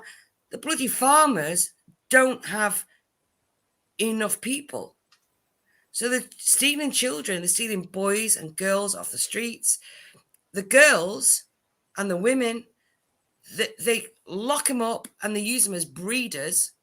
And when these women get saved, they are mental. I've seen it. They won't go anywhere near their fathers because there was one woman. How am I supposed to relate to this? How the fuck am I supposed to relate to this? If Well, that's how a am I supposed to reality relate to it? now, we're I'm a talking about an privileged Armageddon woman. to come where I'm a such conditions. privileged woman. Sheila, How am Sheila, I supposed to relate to this? I'm privileged. Sheila, please have some respect, please, for the forum you're at here. What I'm saying to you is, if you're presenting Armageddon to come to my doorstep, I can't relate to what you're saying right now. I believe that there's a different story going on in every situation on earth than the one that's presented sort of officially or semi-officially. But I asked you, have you any hope for the future then? Are you just presenting doom and Oh, gloom on sorry. all All right, I fronts? got diverted. I told you I was drunk. I was talking about Yeah, go on China. camera. I know you have a camera as well because I saw the light shining up in the background. So you choose not to. That's correct. Yeah. Well, why did you lie China. to begin with then and say you had no camera? I never said that. I said, You oh, did. let me hide that. I said, I think. I think you said you had no camera at the start. It doesn't matter. There you go. Woo. You missed it. That's what you did at the start. That's what you did. But you said you had no camera, and that flashing came up, so I knew you had a camera. But it's okay. Now I'm not going to I'm continue not this on entitled. much I'm not longer. I'm entitled not, to Sheila. I'm receipt. not going to continue this on much longer because I don't like the direction it's going. I understand that all of these horrors are potentially in place, but I also understand that there is hope. There is hope. And I don't know where to get bogged down. I certainly don't want to get bogged down in these dastardly considerations at this late time of the Okay, night. where's the hope And I then? advise that you shouldn't as well too heartily. What I would advise you do, if you're still in contact with people like Nathan Oakley or Bev or any of the rest of these character actors, is to fucking come to realize it. And separate yourself if you're genuine, because you'll only be led to a limited truth. And that's all. And I'm thinking actually, Sheila, you are one of these limited truthers, limited gatekeepers. Thanks And I very don't think much. I'm falling for it too easily, even though we've had a good chat. But you might forgive me. Next time you're on, we might come to more even terms. But at the moment, you have to be skeptical. Well, You I don't don't care like about. to Hang on, let speak. me ask you something. You don't care about 9/11 being fake? You don't care about that? Who said that? Well, you didn't have any opinion on it. You didn't have any thoughts on it. You've heard it for years. I just can't prove it either way. Doesn't matter. You can prove it. You can prove it absolutely. You're just not bothered, right? Prove what? I mean, you're asking very general questions. 9/11 was a media and a victim symbolic hoax. No one had to die. No one did die. It was a movie presented to us fundamentally. It was If you don't definitely know a that, movie. It was definitely a movie. I know exactly where it was, exactly what day. I know where I was, and I know what I was doing on that day, and I know how I reacted. yeah. So why are you not, if you're so passionate and you have time in your hands, why are you not fucking coming down on solid foundation? I have to tell you something, Sheila. I'm beginning to think a lot differently about women. I really am. Do you know what I think actually? And I think this is the real revelation in a sense. Eve is Wow. evil. Eve is E-I. Now, I mean that in the sense, I don't mean that in the bad versus good sense. I mean that in the sense that the woman is more associated with the material. And this is where the man will be influenced and drawn towards. Now, when it comes to our greater composition, remember we're the composition of the two together. This is where the perfect balance and blend is found through your soulmate. So I'm not making that distinction in any good versus bad way, but just in terms of that natural division, because Eve was taken from man. So I do think that. So I am skeptical about women, and if you forgive me for my skeptical nature as well, Sheila, please. It's been nice to talk to you, but I think you've taken a few liberties in a sense. You made a few presumptions, not forgetting that this is my own channel here, and I already said at the start, I only want to talk to people like-minded, I guess, in a sense. Would you allow me to speak? Off you go now. Made myself clear. I apologise. Have I stepped over the line?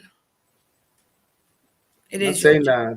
I'm not saying you've stepped over the line. Hang on. No, I did. I agree. It is your channel. Okay. However, I did confess my reasons for bringing up these subjects. And I'm sorry that you're shutting down. Maybe you're tired. I'm tired, but we could have continued, actually. But you got angry, so that's a shame. It's not that, but you went straight into certain things, and I don't know your life circumstances. I don't know what your focus is on. This plight of the Chinese people, this is horror stuff. This is fucking absolute horror stuff. But at the same time, we were talking about the Armageddon for all of us, and you're trying to present that this is what's in store for all of us. When I never got to answer, though. You asked me a question, and I never got to answer. Well, go on. Which was, what were you saying? I wanted to ask you again. Like you said, what hope do you think we've got? And then you carried on talking. So what I was gonna say was, well, my Bible believing friend believe there is no hope. There is none. They're waiting for rapture. Yeah. But isn't that the hope then? The rapture? For some, yeah. But that's all they hope for is for themselves. They'll try to bring as many as they can along. Yeah, but ultimately, they're going to be raptured and they're going to be taken away, right? Right. Exactly. That's what they're hoping for. Are you hoping for that as well? No. What do you hope for? Well, I would like to be raptured, but I can't say I'm. If that whole stuff is true. Do you know what just occurred to me? Do you know what just occurred to me on the topic as well, Sheila? Raptured, rape is very close to rap. Here we go. Isn't it? Isn't it though? There's just an E inserted. Now, when you're talking about your Bible studying friends and your Bible believing friends, yes, that's what they all cling to. But that's an ultimate hope that by them following the right pathway, they're promised a salvation. What about the rest, though?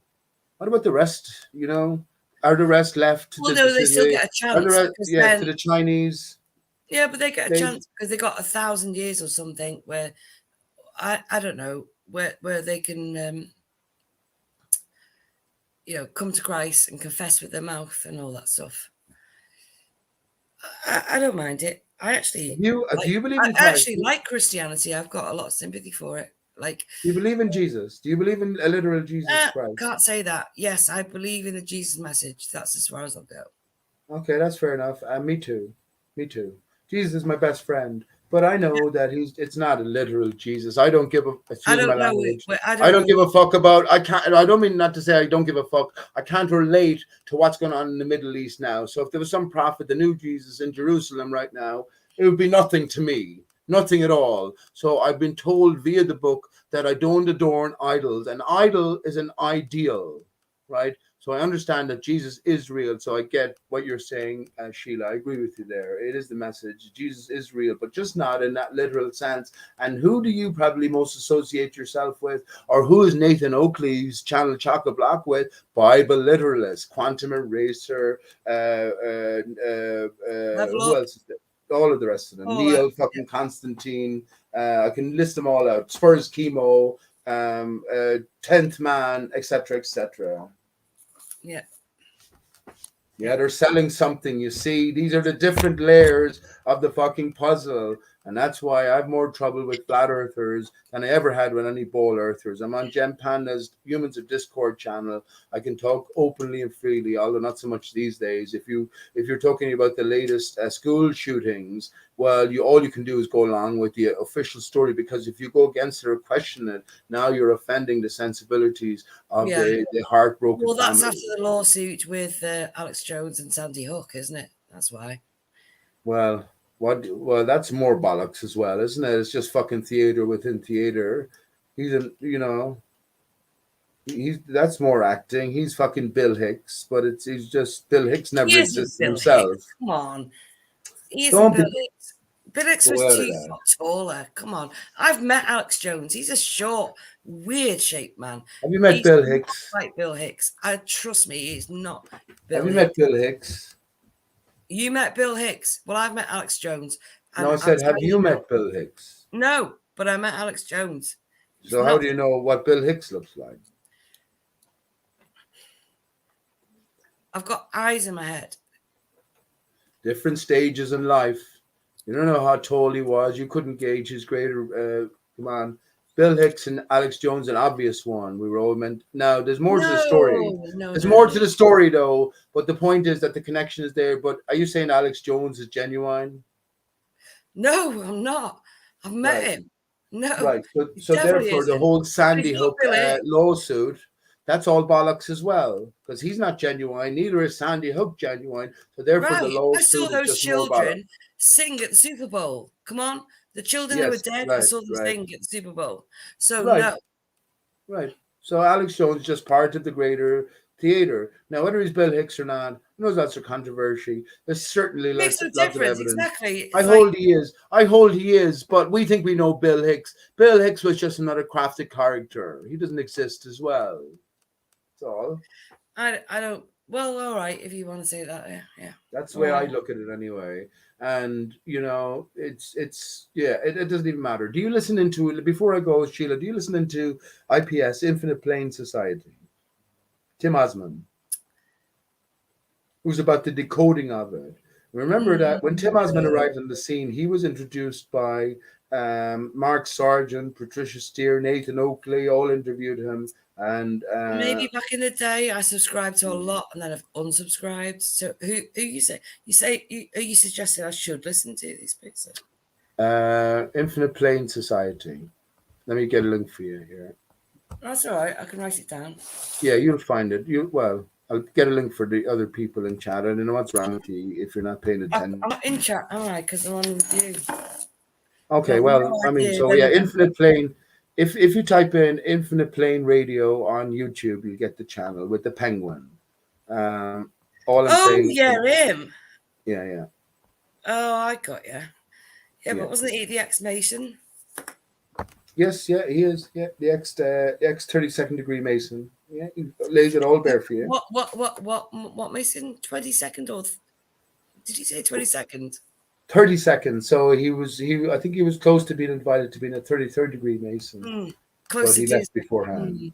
What a convenient tale, but that's okay. I'm just saying, I know Tim is an actor. Tim knows I know he's an actor, but I still love the man. Why do you want me to go there? Why you want me to listen to more actors?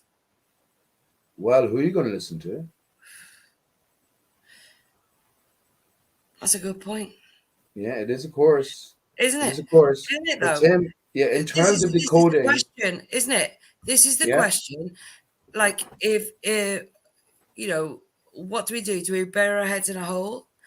Or do we don't have to join these clubs, but we can associate ourselves to learn the truth? Is that what you're saying? Well, I'm in Tim Osman's Discord. And I mean, just the name, come on. Of course I know that.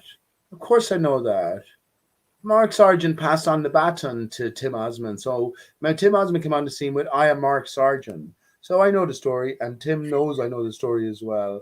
But I'm talking about it's all a game of clues. So he now is the chief clue giver. You have people, let me just say this. Tim Osman is the chief clue giver. Is that what you're saying? Yes, he is. Oh, dear. Yes, he is. Absolutely. And remember, we are flat earthers. So this is flat earth and beyond. If you get talking to any ball earther, no matter what status, they're going to keep you fucking bogged down in the mire on the very basic level of things. And we know that. Sheila doesn't. That's why Nathan Oakey does what he does. They have the same argument with the same people day in, day out.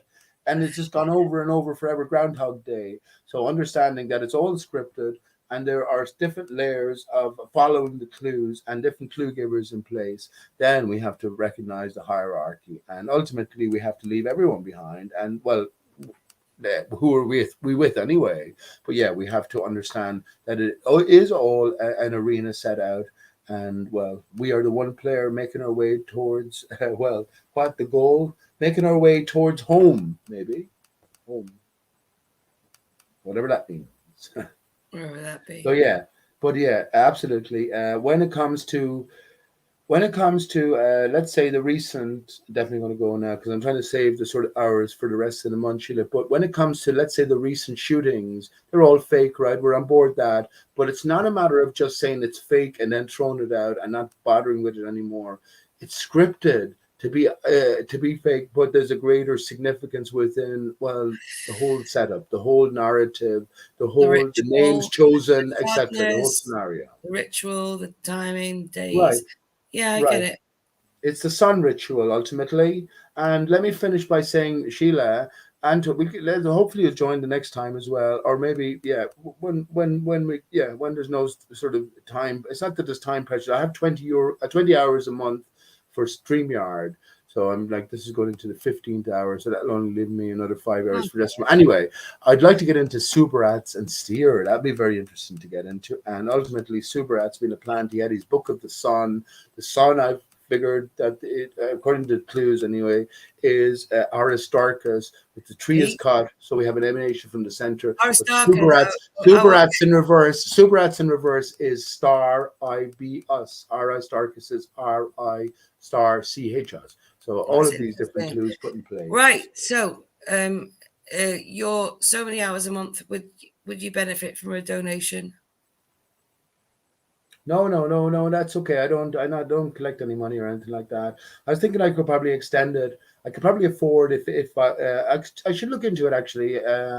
Maybe for 10 euros a month or something, you can get unlimited time. So I should look into that. But in the meantime, I think it's probably okay. Because I can talk forever in a sense. I don't even know when I'm going to be back around. But I appreciate that. It was just I would have given you a one-off donation, but I don't know when I'm going to be back around. I'm just tonight. No, that's okay, Sheila. I appreciate the offer, but I'll say thank you, but no, I'm not into. I've enjoyed our chat. You're very weird, but I still like you. And the Aristarchus thing is, that thing is that's the one that drew me to you, because I do believe that we are trees, Sheila. We are trees. Well, dear. I don't know about that, but I do believe in the big trees, so it's interesting.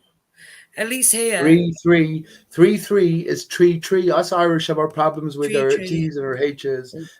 So you have T and TH, which is TRUTH, which is truth. So 3 and 3, the divided tree. Anyway, that's there's a theory out there that some of the Irish are actually Jewish. I heard that Jesus might be Irish. He had a ruddy complexion. He might be a ginger Irish fecker.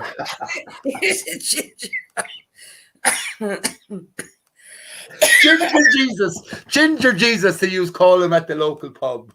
Oh my God. He was great doing the old.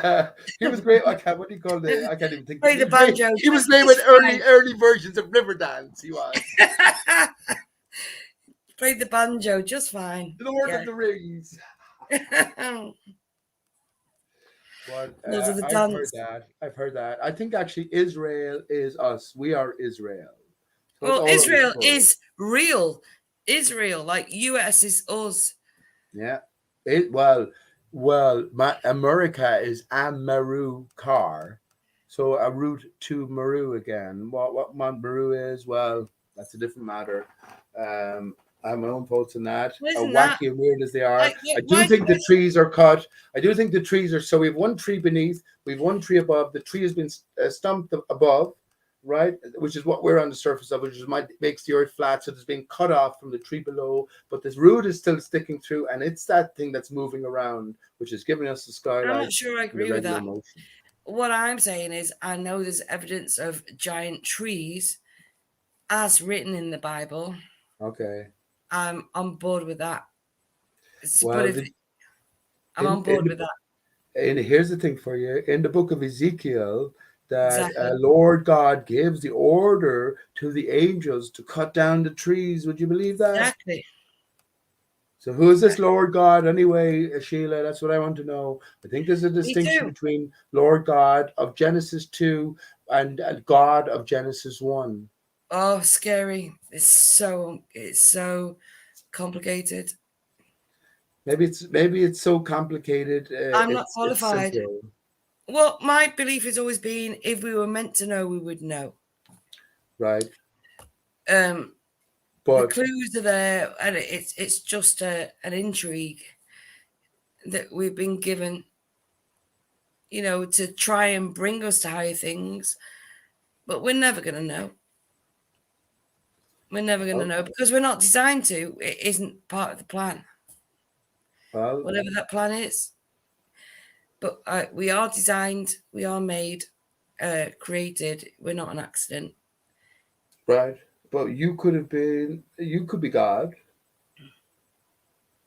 And then you were always meant to know. There was no other possibility, but yet you were to figure out exactly what you were it's all to in my know. head, right? That's Bishop Berkeley was his name. He was a representative realist or something like that. Oh, I don't know. I'm getting confused. I studied philosophy a little bit back in the early 90s, so I've got all my things mixed up. I remember Descartes, but oh yeah, but Berkeley. Berkeley. I thought you were talking about current figure. Oh, Berkeley. Yeah, he was. Wasn't he an Irish bishop or something? Yeah, he was Bishop Berkeley. Yeah, that's right. And Berkeley, you're right. Yeah, it was spelled with an E. And he was wasn't he Barclays Bank? Berkeley's Bank. he was. Oh yeah, I see what you're saying. He was a representative realist, wasn't he? So in other words, if it represents to me, it's realist, and then it's all about solipsism and all that shit. I mean, you can go on. It's philosophy, and there's nothing wrong with philosophy. When you speak to religious people, they don't like philosophy because it goes against the grain for them. Right. They don't like going against the dogma, of course, and dogma backwards is am God, right? But yeah, so something is reversed there. Never But noticed yeah, that. they don't like that. And well, this is what I'm saying to you, Sheila, about all of these fucking leading characters in Flat Earth. They are all Bible literalism or be damned, and they shouldn't be because all of these different possibilities now are opened up to us with the internet. The Book of Thomas, for instance, the Secret Book of James, lots of other different texts, the Book of Enoch. Lots of which give a completely different take on things if we accept them as representative. So yeah, they don't like that. And the one thing is, I've learned if you go against one of the Bible, flat Earth Bible literalists, you go against all of them. You go against all of them. Well, I've been blocked. That's not good. That's not good. Anyway, listen, I better shut it down there, Sheila. It's been great talking to you. A big hug to you, dear. And forgive me for my passion earlier on, but I guess I was sort of making my point as well. When I was joking around, but it wasn't in a dark sense because it's such a dark topic as well, Can I speak? Please, yeah, please. This depth thing. Okay. I think is good because I think it's cleaning everything out. Because there's for years since Savile, it's all this historical. Even Kevin Spacey now, he's going down, and this Me Too movement, it upset a lot of men. And I think there's enough anger with men against women.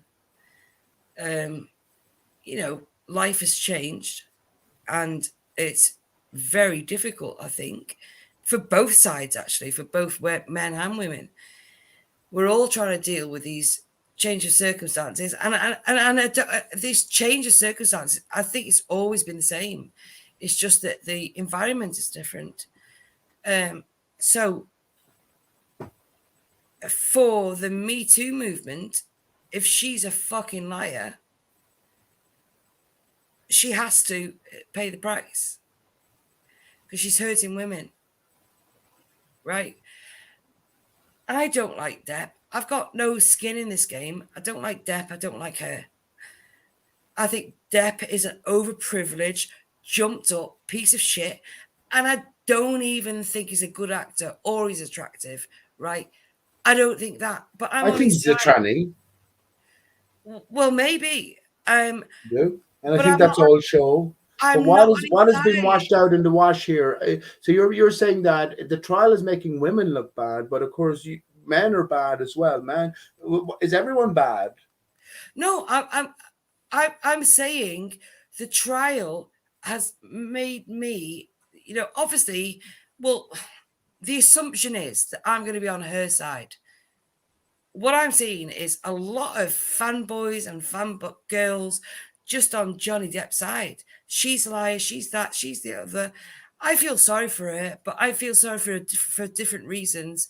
I think she's damaged goods, and I think she needs help. Okay. I really do. I haven't paid any attention to it. So damaged, I think she got in over her head. I think it's all bollocks. I think it's all a show trial myself. I haven't paid any attention to it. Well, if we're going to take it on face value, do it on face value, like we're going to do Ukraine war, right? No, I'm not interested in doing that. I have my own view on what constitutes a woman, what constitutes a man. I'm not interested in public opinion. I know that lots of things can be swayed by the next news story and the next highlight. We have to. Green. Pete, what I'm saying is, I understand where you're coming from, but this is going to affect a lot of people. Don't care. I don't care. I know how I feel towards women and how I will be towards women and how I will be towards everyone, which is respectful at all times. I don't need to hear what the trend is going from someone else or somewhere else because I'm not interested in it. I can't say more than that. I don't know anything about the trial. I know that it's all a show trial. I know that there are real issues between males and females. I hope that we can all get our fucking shit worked out. But everything has to come out on the table. This is what we're about for flat earthers, all of us, be honest. There's no hierarchy here, Sheila, but there is. It's not just a man. Women can be fucking deadly as well. Absolutely. It can be more deadly than anything. That's my point. That's my point. That's what I'm saying. Yes. So when you talk about rape, though, or rape in the Chinese and what's happening, and that's going to come over here, well, I'm not going to participate in it. I bring up one issue, and now you think I'm anti-male. Come on, that's not the point at all. Yeah, but you're telling me that this is the fucking apocalypse that we're in for. But I will say this, right? This is a very measured statement. I don't want to support Johnny Depp because I know he's an arse. And I do believe he hit her. I do believe he hit her, right? I do believe he did. I don't know anything about it, Sheila. Do what you want. But I think she hit him way more than he hit her. And so she had no right to defame him. Don't care. And I couldn't give a fuck. My judgment, if I was the judge, I would say, because she married him for his fame to ride on his coattails, I would say, give the $7 million back you got in the divorce settlement and call it quits. But Sheila, I don't give a fuck. It's all a fucking show trial. I know from my own experience. You're right. I know from my own experience when I went into court, Sheila. And when I went into court, and all I wanted was to get a reasonable access to my own child. The first thing my son's mother's solicitor said or asked me while I went up to give some testimony was, "Is it true that you used Beat Sarah?" That's the first thing. When I never had any solicitor in there, I simply made my case and said that blah, blah, blah. But this is the first thing I was attacked with. Immediately then I was on the fucking defensive. And I didn't tell the truth that well, I did at that time. I said, "It's not true, Sarah, that you beat me. You tried to beat me, as opposed to the other way around." So I know how fucking things go in reality, and I'm not interested in the fucking Johnny Depp fucking show trial. It's all a load of bollocks. It's all a load of bollocks. But if it brings real people to think about their own actions in life, and be you male Right, or female, exactly. go for it. Go and clean out your own closet. That's what I would say. Right. Otherwise, This is why it's important. So yeah, but stop to disagreeing with me. whom, Sheila? Stop Why disagreeing should with me. anything that you Don't say say be me. important to me and I haven't spoken to you in years? Why? Why should I think something of you? And I do, but why should I? See, what what's did you ask? important? What's important? That's what I'm saying. That's all I'm saying. And you mentioned a whole lot of facts. You mentioned Wikipedia rape numbers from the Second World War. You mentioned what's going on in China, and you mentioned a future where women are just bred alone before for their reproducing Ovaries. abilities and all of this sort of stuff. And now you're talking about the trial. I think I'm not. Yeah, let's leave it till the next time, Sheila. If you want to come back, I'd have to question you a little bit more just to see how serious you are in general. But I'm glad you came in tonight. I've unblocked everyone, and I'd like to thank you for joining. So I don't mean to leave on this note, but I think it's a bad note to leave things on anyway. No. It's been fun. It's been fun. Okay. I'm drunk, and I am intense. It's okay. It's okay. Yeah, but obviously there are deeper issues to delve into. But look, I do appreciate you, Sheila, and keep up the good fight. Is all I can think. And think the good thought, I guess. And on that note, Sheila, yeah, thanks very much as well. I'm going to say good night now. So if you want to say something else to anyone listening or to me myself, well, I don't know if anyone's there, to be honest. Well, okay, that's fair enough then. So yeah, okay, Sheila, take it easy, and you should consider it if you want. Well, tune into IPS. Anyone out there tune into IPS? I can see how it's affected you. I can actually see it's got like. I didn't mean to do that to you. I apologize. It's okay. It's okay, but it's not as if we're sort of we're not speaking. You know what I mean? It's like yeah, this is the first time we've spoken in ages ever, and I guess we spoke in chat before, but it's such a long time ago. So yeah, there's lots of heady issues here, and I come on here to speak openly and more lightheartedly. I'm more of an optimist for the future. I think we're already saved, Sheila, but how we go there is about saving ourselves. We have to clean our own laundry. We have to sift through our own dirty linen. You know what I mean? And that's on both sides. That's all of us. That's all of us. And hopefully we can all fucking come out spotless. And I think we're already spotless anyway. You know what I mean? We're just getting back to that state. That's my ultimate optimism. But Sheila, thank you very much. And on that note, I'm just going to say immediately good night because it's too late to play a song normally. But good night, good night to everyone. And you too. And thank you, Sheila. And thank you, everyone, for listening. I would say Ovel to all, and love especially to my Steve. So until the next time, friends. Good night. Take care. Bye-bye. Good night.